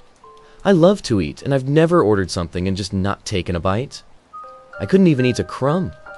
I decided to get the ball rolling and find a freaking lawyer, because I knew I would need one, to keep my daughter, to prove I was errantly thrown in jail. The cops lied. For slander, people I loved told lies. There was a myriad of reasons. I was in my car outside the bar, trying to call this lawyer. It was Sunday, so I thought I would just leave a message. It stopped ringing one time. I call back. The voicemail never picks up. Something else does. It's a raspy, deep voice, and it's yelling at me in another language, going on and on. It was not like it was French, Italian, or Spanish. All ice like no. It seemed archaic.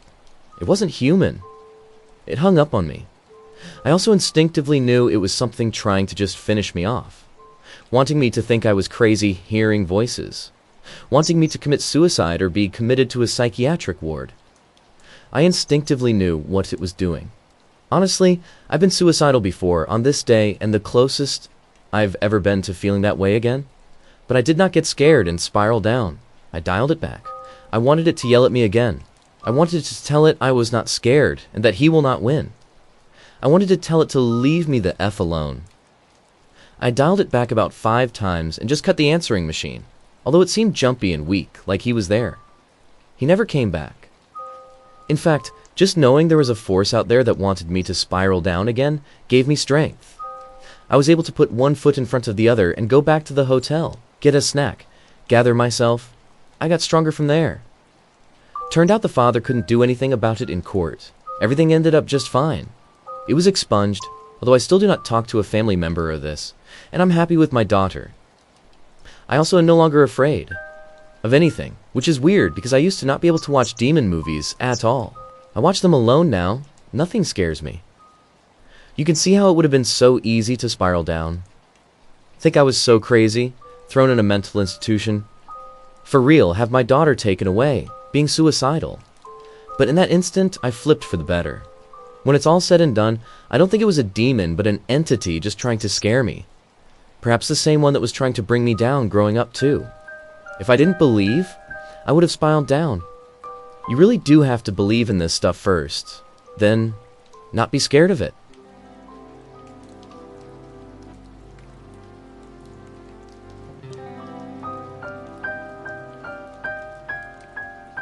This happened a couple of years ago in Manchester, UK. I lived in the north of the city, in a town called Bury, and worked early hour night shifts at the airport. I'll put the rail place names on here for anyone that would like to Google the areas in question. Anyway, one early morning in winter around 2 a.m., I set off for work. Around this time there was intermittent overnight roadworks on the motorway, which would send you off to a junction without warning, diverting you back onto the motorway further down. And this night was one of those taking me off at Worthling and sending down through Worthling, skirting near Eccles towards Manchester's large shopping mall, the traffic center. I knew the area, having lived there a few years previously, but this time of night seemed unusually quiet and deserted on the roads. Normally, I'd see the odd person drunkenly staggering down the streets, or late-night taxis scurrying around. But tonight, nobody was on the streets at all. I drove down Barton Road, which, to my left, is followed by a dark canal, which was mist-covered, and slowed my car to the red light at the intersection just before you cross an old Victoria-era swing bridge, Balham Swing Bridge, which crosses the River Mersey below. As I slowed to the lights, I suddenly became overtaken with an intense feeling of dread and panic. The hairs on my arms stood up, and I broke out in a cold sweat for no reason. I had this feeling like a smackhead or someone was going to jump out of a nearby bush and jump my car. Then, as cliche as it sounds, my car radio suddenly cut out, and the only noise was my idling car engine. The lights staying green, and I suddenly didn't want to go through them, over the dark and swing bridge that loomed ahead of me, almost like it dared me to cross it. I swallowed hard and nervously put my car into gear and crept forward across the junction. The bridge clanked and seemed to groan as I moved hesitantly over it, then followed the curve of the road around a sweeping bend to the left, then to the right, with nothing but tall, dark trees leaning over the road on either side. Around the bend on my driver's side, the right in England, is an old monastery, and through the gates of the monastery, I could make out the shape of a dog, about to cross the road in front of my car, so I slowed. This dog was huge. It was black. It actually looked muscular from its outline. As I completed the bend, my headlights hit this dog. All I can describe as, my headlights hit nothing. No reflection off its coat, no details, just like a void, a shadow. This dog turned to me, and its eyes glowed yellow. Not reflections like you get off a cat or a fox. They glowed. This beast then ran across in front of me. It clearly wasn't a dog. It ran in a motion that wasn't a dog. As ridiculous as it sounded, it seemed to run in a jerky motion, like the really bad CGI motions of old Sinbad film sea monsters. I followed this beast till it ran to the side of the road and I lost my headlight beam, and seems to completely vanish from sight. I looked in my side windows, side mirrors, rear mirrors. Nothing. As my car rolled around the next bend in the road, past this monastery, the car radio suddenly blared it back into life, startling me. That feeling of dread lifted, as this thought randomly came to me. It wasn't meant to see that. It wasn't for you. I felt completely normal, but absolutely perplexed by what had just happened to me.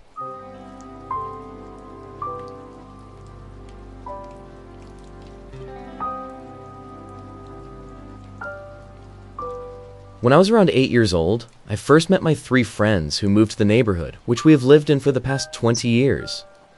The circumstances of them moving to the neighborhood was loosely told to me growing up by them. But as they were kids at the time, they didn't really remember exactly what happened. A couple of months ago, I was at my friend's house and we were talking about paranormal activity we've experienced. That was when my friend's mother sat down and told me in detail what happened in their old home, which made them move to the neighborhood. I knew it was crazy, but I didn't expect to hear what I did. I will try my best to detail all the things she told me. Apologies in advance for the bad spelling and grammar. This all took place in the early 1980s. As a young couple with a baby, they were looking for a council house. Council house is a form of public or social housing, built in by local municipalities in the United Kingdom.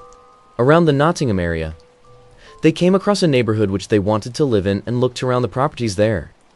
They were then informed of a house in that area which had become available. When they went to visit the house, they noticed that the door to the basement had been bricked up. The other houses in that area all had access to their basements. They thought it was odd, but nevertheless, nothing concerning.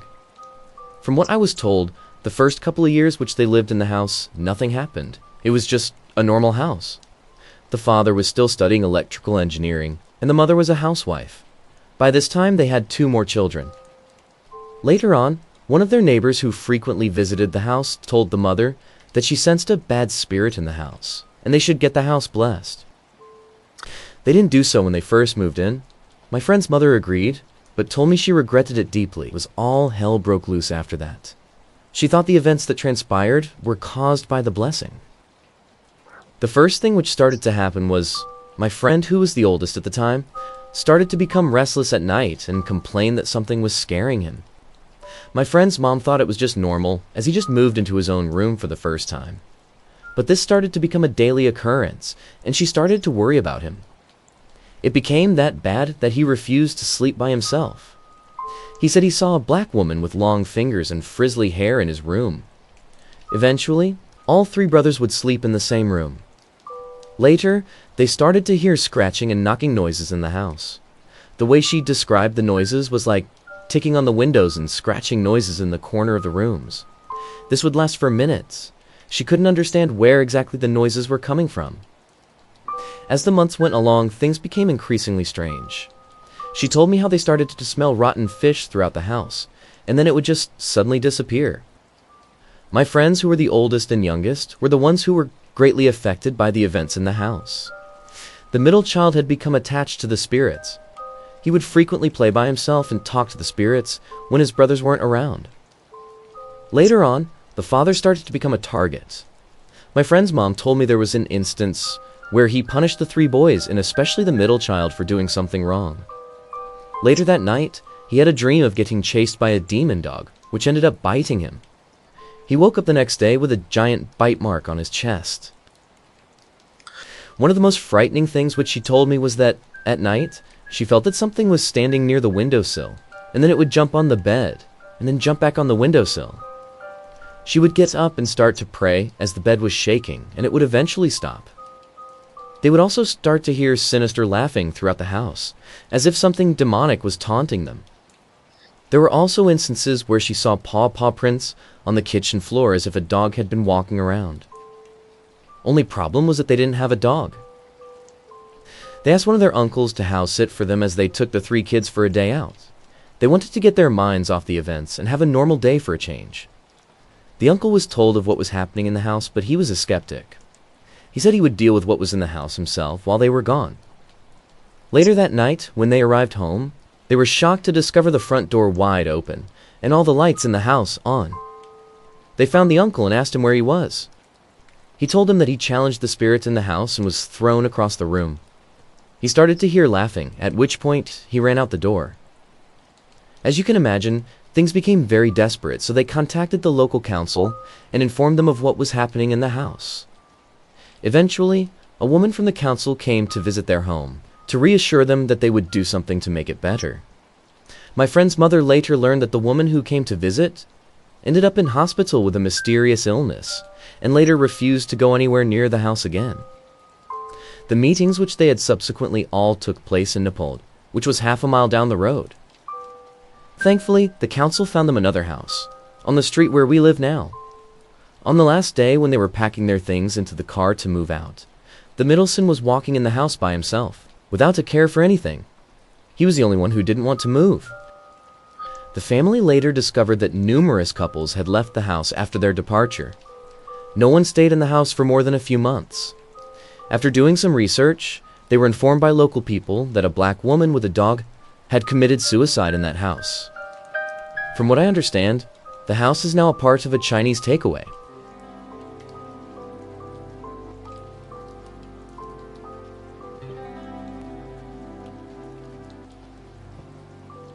So I came home on lunch break yesterday, and the candle on my living room coffee table was lit. I know I didn't light it, and I walked by it on my way out of the house in the morning like I do every morning to go to work. When I saw it, I went over, said thank you to the candle, and blew it out. It kind of freaked me out a little, and I was concerned someone was messing with me, so I checked all the locks in the house and made sure nothing was missing. Nothing was out of place, and I called all the people that had spares to make sure none of them had been in my house and lit the candle. So I'm sure people are going to ask, and before I even say this, no, I didn't forget to blow it out. The reason being is that I have this weird thing where when I blow candles out, I always say thank you out loud. I don't know why I really do it. It's just something I started doing when I blew out candles while living alone. But anyway, I distinctly remember blowing out the candle the night before, and I remember it was particularly hard to light in general because it's in a deep jar. It's in one of those prayers candles you find at the grocery store. So I used a spare birthday candle I had left over to stick down in the jar and light it. While it was lit, I was painting at my kitchen table, and at some point I got up, said thank you, blew the candle out, and resumed watching Twitch and painting. I checked online to see if candles could relight themselves, and people said they could given the right circumstances. However, I'm sure he was going out before going to bed. Furthermore, my neighbor has a security system with a camera that points at my driveway, and during the hours when the candle had to be lit, no one had come or gone.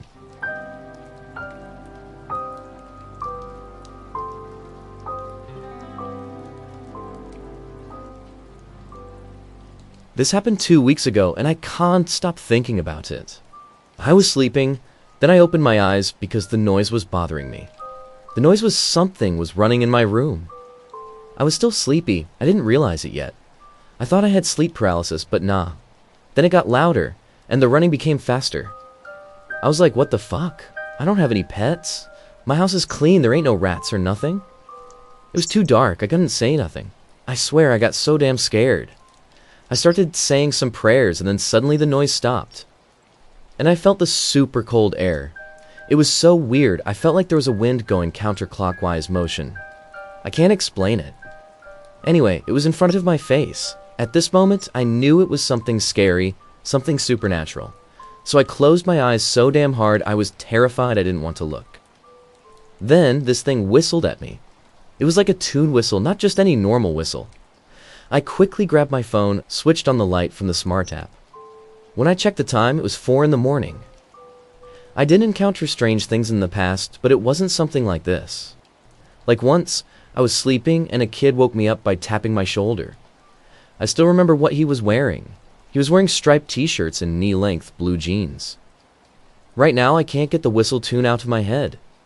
I don't intentionally whistle it out loud sometimes.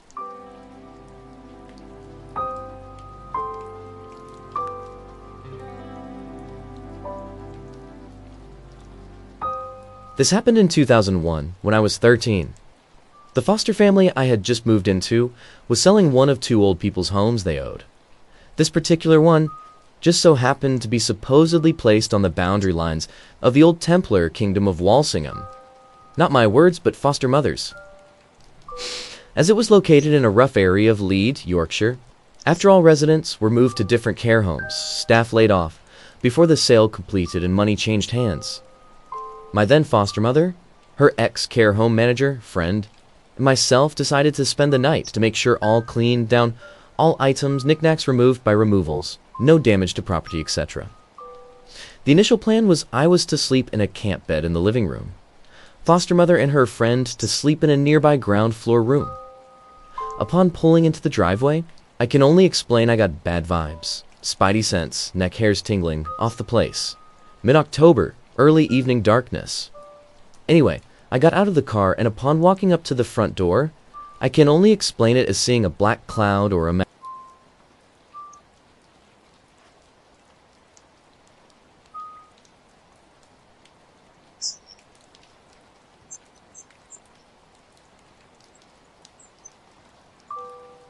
As the room they were sleeping in had twin beds and was quite big, I asked if I could sleep on the floor so as not to be on my own. Surprisingly, they agreed. TV on until time for sleep. Foster mother and her friend were fast asleep. I was drifting into sleep between half sleep, but not what time when I was on my left side. Right ear on the pillow, left ear up. I heard as almost direct in my left ear a few seconds of loud sniffing, and I could feel the breath in my ear. As I opened my eyes, slowly, it was then I heard the most loud, inhuman, blood-curdling scream of a woman. I imagine womanish, it was too high-pitched for a man. Then silence. My eyes opened, I jolted up, terrified. What was 30 seconds looking at both foster mother and her friends sound asleep. Seemed like an eternity. I screamed, "What the fuck?" My foster mother and her friend woke up to me in tears, explaining the scream as they did best to console me, and said, "Go back to bed, we'll talk in the morning." I couldn't go back to sleep. All I could do was try and rationalize. Yet I could hear a faint clang, clang, clang, coming from beneath the floorboards. Almost like mining. To be fair, the next morning during last-minute chores and waiting for removals, they listened intently, tried to rationalize it, and make light of the ordeal while consoling me. Eventually they tried to make a joke of it so that they knew by how I looked I was telling the truth, which worked after a few days. After we left the next day, after papers were signed, I was told apparently other staff had heard the same thing over the 20 years there had been a care home. I found out a rich family bought the place to be used as family home, and I remember 2 weeks after this ordeal, calming down, I asked if the new owners were told it was haunted. I got a grin and maybe.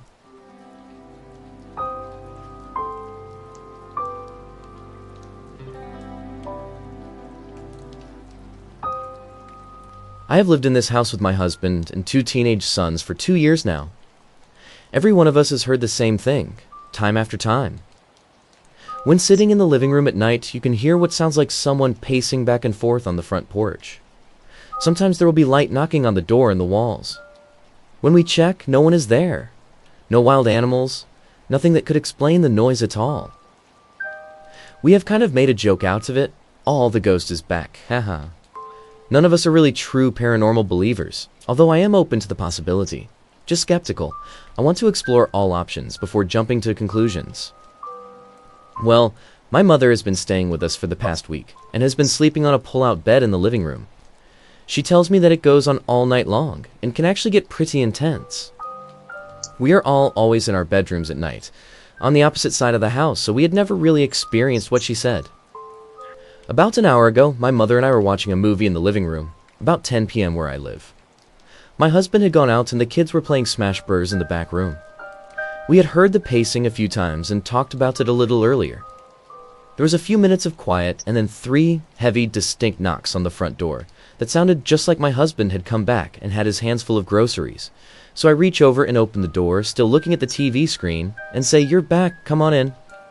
Only no one comes in. We stop the movie and I look around outside. Nothing. My husband isn't back yet. Nothing else is around. My mom tells me again that this happens every night. I've never heard it so distinct, but she tells me it's happening every night.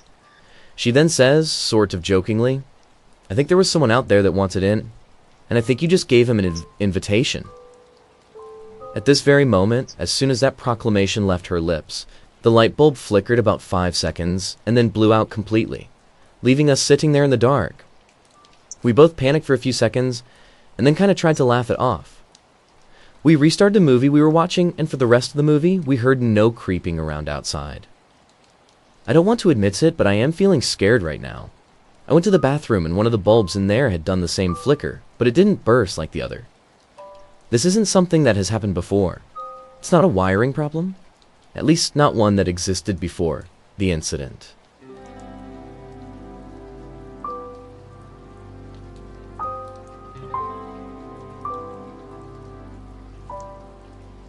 From the time I was born until I was around 6 years old, my family and I lived in a townhouse close to the city's community college.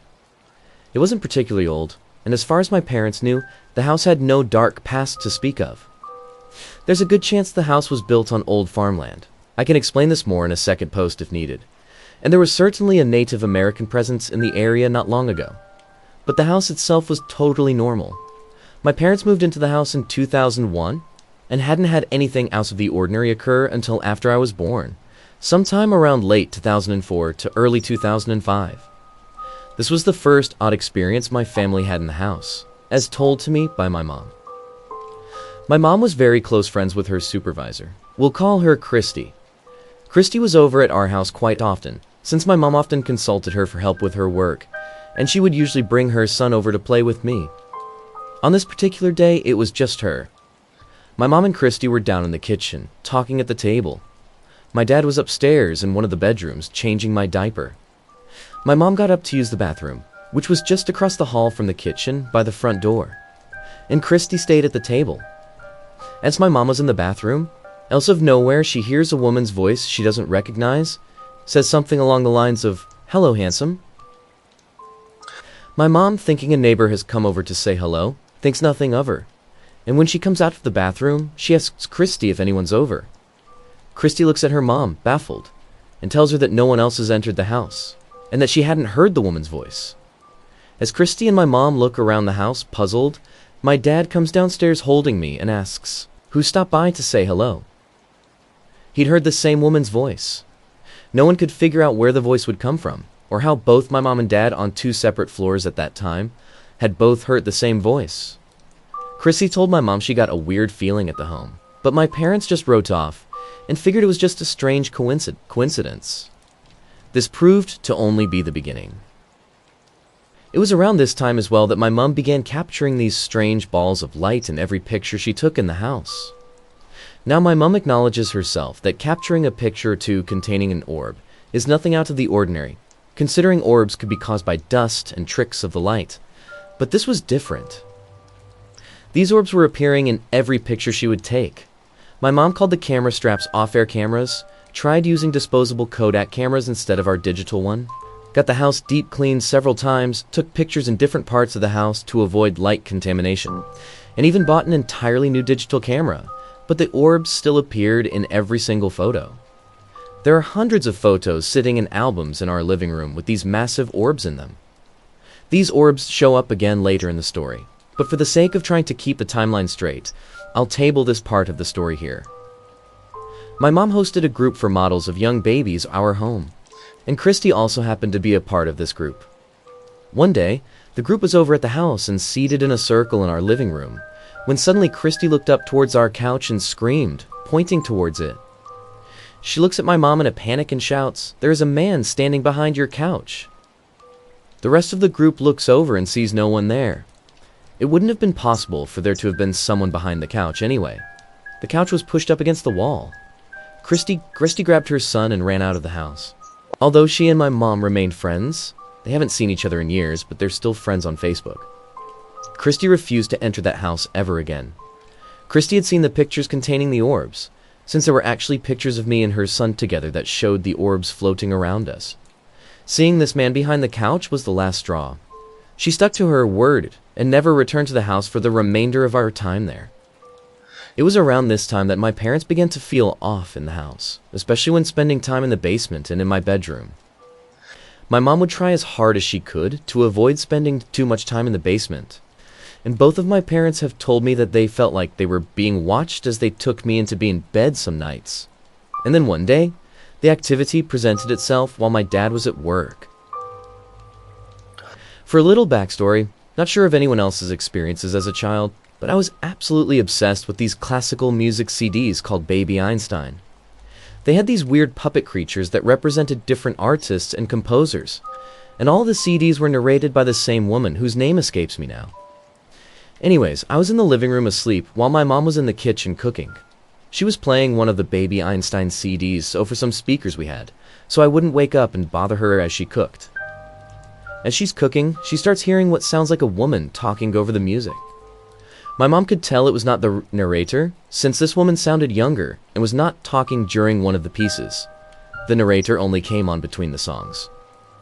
Although my mom couldn't take out exactly what the woman was saying, she described it to me as hearing the woman having a conversation. She sounded happy, and my mom could hear the tone of her voice changing as she talked. At first, my mom thought maybe she was just overhearing someone talking outside, but when she peeked through the blinds to the kitchen window, she saw no one. Thinking maybe it was just coming from somewhere else, she walked out onto the deck, looking out into the forest behind the house. Again, no one. At this point, the woman had stopped talking, and my mom was beginning to be convinced what she was experiencing was something paranormal. After this, the activity around the house came to a head. There was one night my aunt was over with my mom, helping her out around the house while my dad was at work. Another quick bit of backstory, my room was very dark and it was sometimes very hard to hear what was going on up there from downstairs. For this reason, my parents bought a baby monitor to stick in my room so they would know if I was crying or if I wasn't sleeping well. This was long before the days of video monitors, so all this monitor had was a cheap microphone and some red lights that showed how loud the noise in the room was. Also in my room, sitting directly across from my crib, was an old rocking chair that my mom had inherited from her grandma. My aunt and my mom had just put me to sleep, and were sitting downstairs when they started hearing a noise over the baby monitor. At first they couldn't quite make it out, but very quickly realized what they were hearing. It was the sound of the rocking chair, creaking back and forth as if someone was sitting in it. The only person that should have been upstairs at the time was myself, but I was fast asleep. My aunt and my mom were downstairs, and my dad was still at work. The two stood up from their chairs in a panic, but as soon as they stood, the creaking noise stopped suddenly. They walked upstairs and into my room, and found nothing out of the ordinary. I was still fast asleep, and the rocking chair looked as though it had never been disturbed. They walked back downstairs, and as soon as they sat back down, the creaking started again. This cycle of creaking over the baby monitor, walking upstairs to find everything undisturbed, and then sitting back down and hearing the creaking start again, continued for about an hour. And it reached a point where my aunt was convinced we should leave the house and stay in a hotel for the night. Not too long after, my dad came home and the creaking stopped completely. At this point, my mom was convinced that here my dad's feelings of discomfort surrounding my bedroom were justified, and began looking for ways to solve the problem. Although my dad remained skeptical, my mom was convinced that what was going on in the house was paranormal, and began trying to find ways to reach out to whatever was in the house. At this point, my mom had accumulated hundreds of pictures containing the orbs and wanted to see if she could capture something more compelling in a photo. One day, she decided to take the camera and point it at a random spot in the house. Before snapping the picture, she said aloud, "Can you give me some sort of sign that you're here?" She snapped the photo, and as she looked down at the screen, she was shocked. In the picture, several separate balls of light appear in the center of the screen up against the wall, but they appear in a straight horizontal line. She is ecstatic that not only did she capture something more compelling than an orb, she also managed to capture some sort of intelligence from what she was now convinced was a spirit living in our home. She tried asking for more signs, but in the absence of anything else, she began combing through the hundreds of pictures she'd already captured, looking for anything else that could show that these were more than just a trick of the eye or dust particles floating in the air. After a good amount of time searching, she found what she was looking for: a picture of me and Christy's son featuring an orb. But the orb was different. Inside the orb was the outline of what appeared to be some sort of face. She immediately began searching around the internet for paranormal investigators and contacted a team in the area to see if they'd be willing to come and check out the house. The investigators asked her to tell them about the experiences we'd been having, and although they were a little apprehensive, they finally agreed to check things out. Before coming out to investigate, the investigators told her that normally they would not be willing to come check out a house if all the residents had to show for the ghosts were pictures of orbs and personal testimony. That they were convinced by both the sheer amount of pictures that my mom had and the two very bizarre photos, one featuring a line of orbs and the other featuring the orb with the face. The investigators did come over, albeit slightly skeptical, but they immediately began experiencing strange activity. Almost as soon as the investigators walked upstairs into my bedroom, all of their camera batteries died almost simultaneously. This actually freaked them out, with one of them looking at my dad and saying, "Your house is weird, man." These were all new batteries and they died in 5 minutes. The same thing happened down in the basement, with batteries dying left and right, affecting all sorts of equipment. Microphones and digital recorders picked up strange Statsky feedback, and their electromagnetic field readers picked up odd spikes, both in my bedroom and in the basement. My parents' suspicions about the house had been confirmed by professionals, and the investigators were convinced that there was something off about the house. After reviewing the evidence and doing some deliberating, the investigators told my parents that they wanted to return to the house a second time, this time with more equipment, since they were convinced there was more evidence to be captured. My parents eagerly set up the follow-up and waited. Now this is where the story becomes a little muddy. I do 100% believe my mom, and the fact that my dad, a skeptic, backs her up on a lot of these stories makes it extra compelling to me. But this last part of the story has always left a bad taste in my mouth. My mom's a very spiritual person. She always believed in angels, certain stones carrying supernatural powers and the like. She's a therapist and a hypnotist, so I get it. But I guess what I'm trying to say here is to maybe take this final portion of the story with a grain of salt. Yes, it's odd, but I don't want to make assumptions about what was going on, and neither should you. I wouldn't be telling this story if I wasn't convinced it was real, but this final portion has always seemed a little odd. Anyways, my mom had set up a consultation with a woman claiming to be a psychic medium well before the paranormal investigators came over to visit the house. The appointment was only a week or so before the investigators were scheduled for their follow-up. Anyways, during the appointment, the woman asked my mom about the strange experiences we'd been having in the house, and the medium told my mom that she'd picked upon the energy of a man in the house. She said he was lonely, and that he'd latched onto my family since he'd been over on his own. Obviously, this doesn't explain the woman's voices we heard in the house, but whatever. Like I said, this whole thing seemed a little odd to me. The woman asked my mom if she wanted her to either cleanse the house or leave it be. Knowing that the investigators were returning soon, my mom told the woman not to do anything to the house. She wanted to see what could be captured with more advanced equipment. The medium told us she wouldn't, but when my mom returned home afterwards, she noticed the entire house felt different.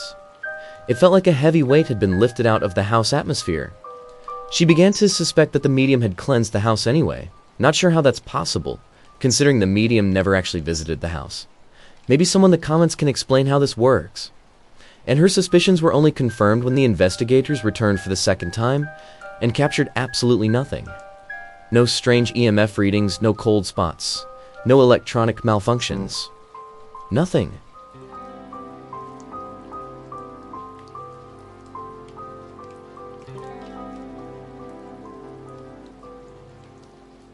This takes place about 2 years ago in August, in my home, during a bright summer day. So my sister came over to see me and my baby son one afternoon. My son went for a nap, and as we were both a bit drowsy, we also went for naps in separate beds on two different floors. Now a bit about my house. It's old. So old we weren't entirely sure how, because if we looked too deeply we might get into one of those naughty blue plaques. My house isn't haunted. It's got residual loving and warm energy, but that's it. Our wooden stairs, we've got 2 sets as my house is sets over 3 floors. I joke that these stairs are demon stairs because they are beyond creaky. You cannot sneak, no matter how hard you try. Believe me, with a new baby, I've tried. So my sister slept in my bed and I in the spare bed, on different floors. We're only sleeping for an hour. Halfway through the nap, I woke to hear someone on the stairs. I assumed it was my sister leaving to go to work, but chose to go back to sleep. Once I woke up, I checked on my sister, only to find her still in bed. I asked if she'd gone downstairs.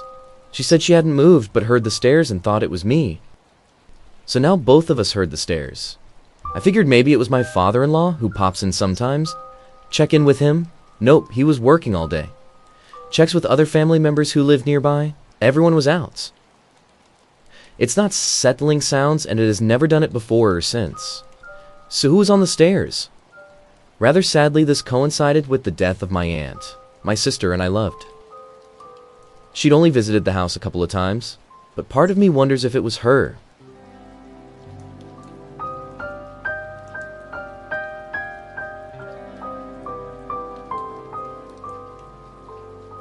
This happened when I was 9 years old. At that age, I never really believed in paranormal stuff, even though my mom had told me stories of paranormal stuff she'd experienced. But since I hadn't experienced any of that yet, I never took her stories too seriously. Anyways, I remember I was waiting for my mom to pick me up from school, and I was sitting next to this girl from my class, and she told me that there was a ghost on my classroom, and the ghost would sit in desks and run around. Obviously, I didn't really take it too seriously, but I told her I would check it out. The next day, again after school, they would make us sit in the hallways for kids who were getting picked up. And I remember my teacher leaving the classroom, with his things and locking up in the classroom. I decided since no one was there anymore, it would be the perfect opportunity to see if there really was a ghost. The classroom door had a small window, and walking up to it, I wasn't expecting anything, until I looked through the window. I saw a girl, probably about my age, sitting at a desk and was wearing a dress. It was red, white, and black. She had very long hair and very pale skin, almost transparent, but she seemed like she was glowing. I remember being incredibly confused rather than scared, so I went to the water fountain to drink some water. Then I walked back and looked again, and she was still there. I was still confused, and then her head was slowly turning towards me. I could see her face. I walked away. I wasn't ever scared until now. I'm still in disbelief that it happened. I told my parents, and my dad didn't really believe it. Years later, I tried to do research but couldn't find anything on the girl. We still remain confused to this day.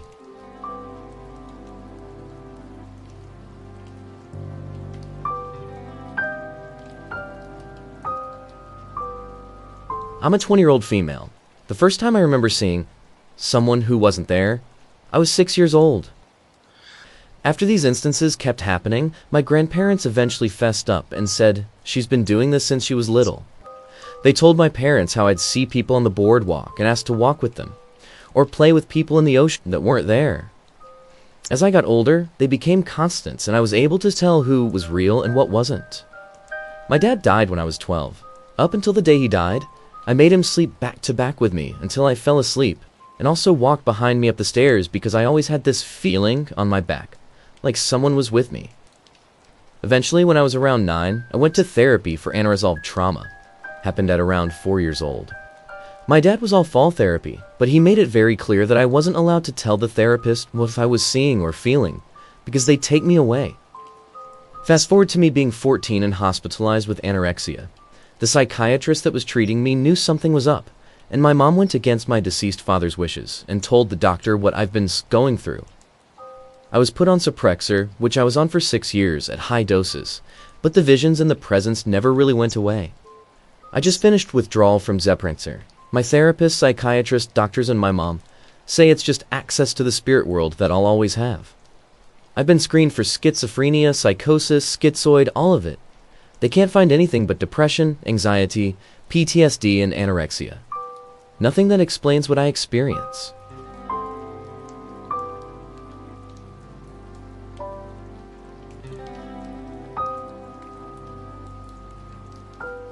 When I was younger, I was much more close to this entity, that I will refer to as Victor, though I commonly call him Minsator as well. If you look at the definition of that, it might be relevant. I'll make the explanation for this existence short, unless any of you would like to hear the full story eventually. But he's been actively stalking me and seemingly my ancestors for a long, long time. He's the pay for your sins of your father type. Now you might be saying pay for the sins of your father type? He's a negative spirit, no doubt about that. But over the years, he developed a strange kinship for me, going so far as to referring to me as his daughter. Now, believe me, I like considering everything and all the facts, so I've gone back and forth on being more sure of him even existing or not. Sometimes I feel crazy.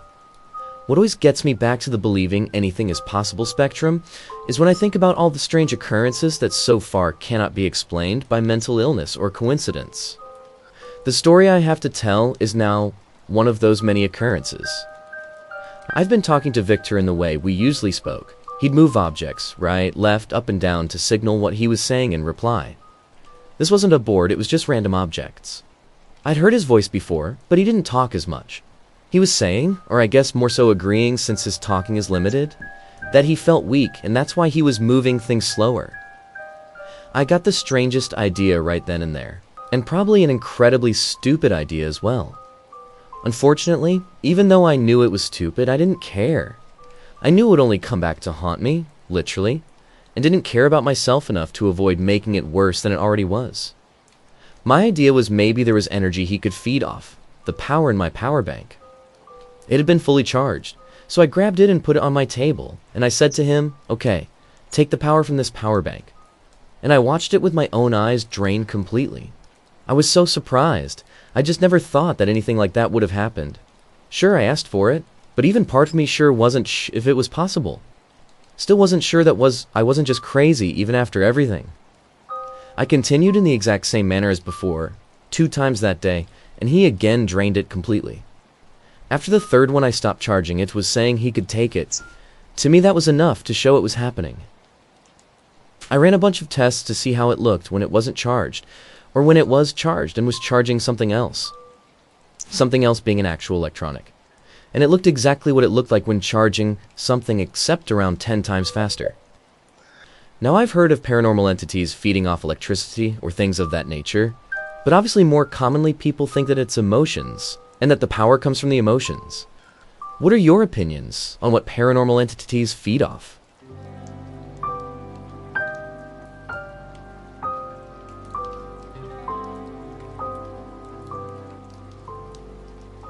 I've had weird occurrences happen to me for years, some that can be explained, others not. I believe I've suffered from sleep paralysis, which could explain a couple of my experiences, but not all of them. So I'm going to skim over some of my easier explained experiences and cut out the one experience I can't explain as well. One of the times I saw my demon, it refers to himself as Victor, clear as day, was extremely terrifying. I was walking around my room in the middle of the day listening to music on my Xbox with a headset on. This is relevant to the story. Usually when I listen to music, it's for inspiration, and I usually pace. In this case, I was pacing in a circle for reference. My desk, right in front of the window, was opposite to the door, so when I went in circles, I'd spend some time looking at the door, then turn around and look at my desk, and so on. Well, I've been repeating this for a while. I was on the part where I was looking at the door, and all of a sudden I felt this overwhelming feeling that something was there behind me watching. I thought to myself, I'm just being paranoid, it's probably nothing. We should turn around slowly in case something is there. It might sound weird, but in my mind, I felt if something was there, it would be easier to ignore if I noticed something else at the corner of my eye, rather than staring at it immediately in the face. So, I slowly started stirring around.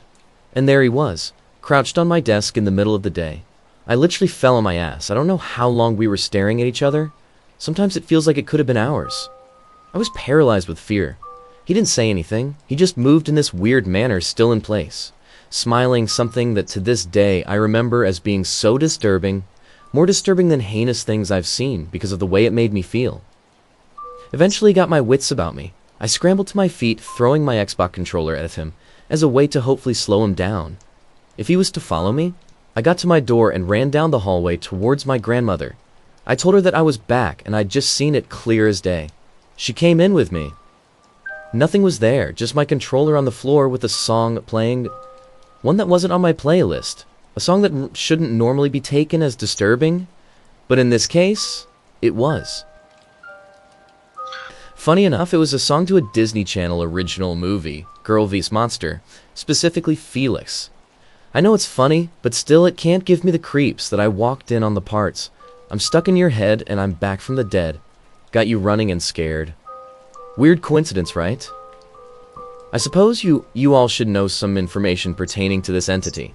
He's pretending to be my father. He calls me daughter, and that's something that makes the situation even worse, as they made it more personal, especially considering who he was.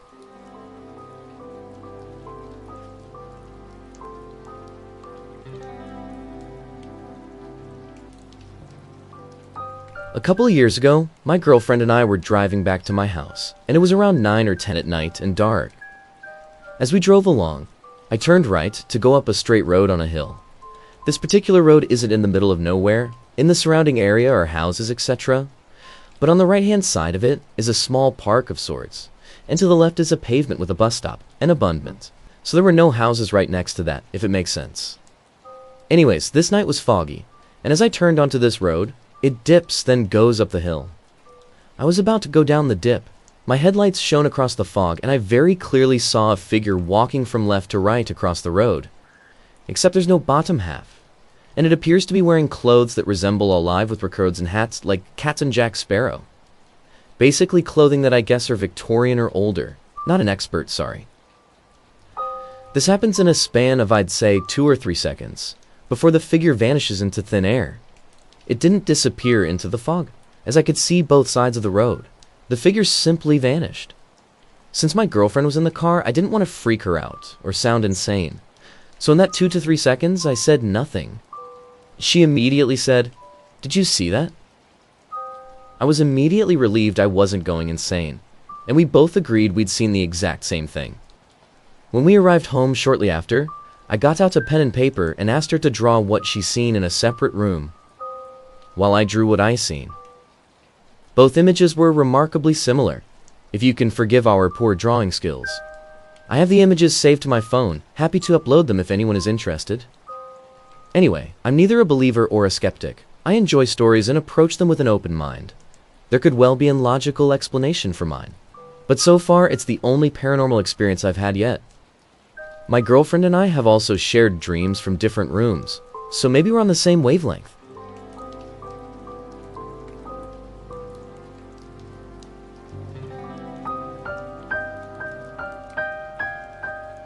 So anyway, I wanted to run this dream I had past you guys. I know it's probably just a normal dream, but after everything I've read, and the experience my mom told me about in the past, I'd kinda like to hear. I hope it's something. My dad died of cancer when I was 10. A few months back, I had a really vivid dream that I was with him, walking around a seaside town near where we lived. I don't remember much, only that I could feel his presence, that it felt really comforting, and he told me he was really proud of me. I always never have dreams about him, so it was really special to me. We have very similar careers and interests, and I found a fair bit of success, so I've always hoped he would be proud. It went a bit more regular dream weirdness after that. There was a random cathedral plunked down in the middle of the town that we went inside. Though it makes sense because he loved cathedrals, and he would always go on day trips to visit them. I don't know, I'm waffling now. So, what do you reckon? Any chance my dad really visited me?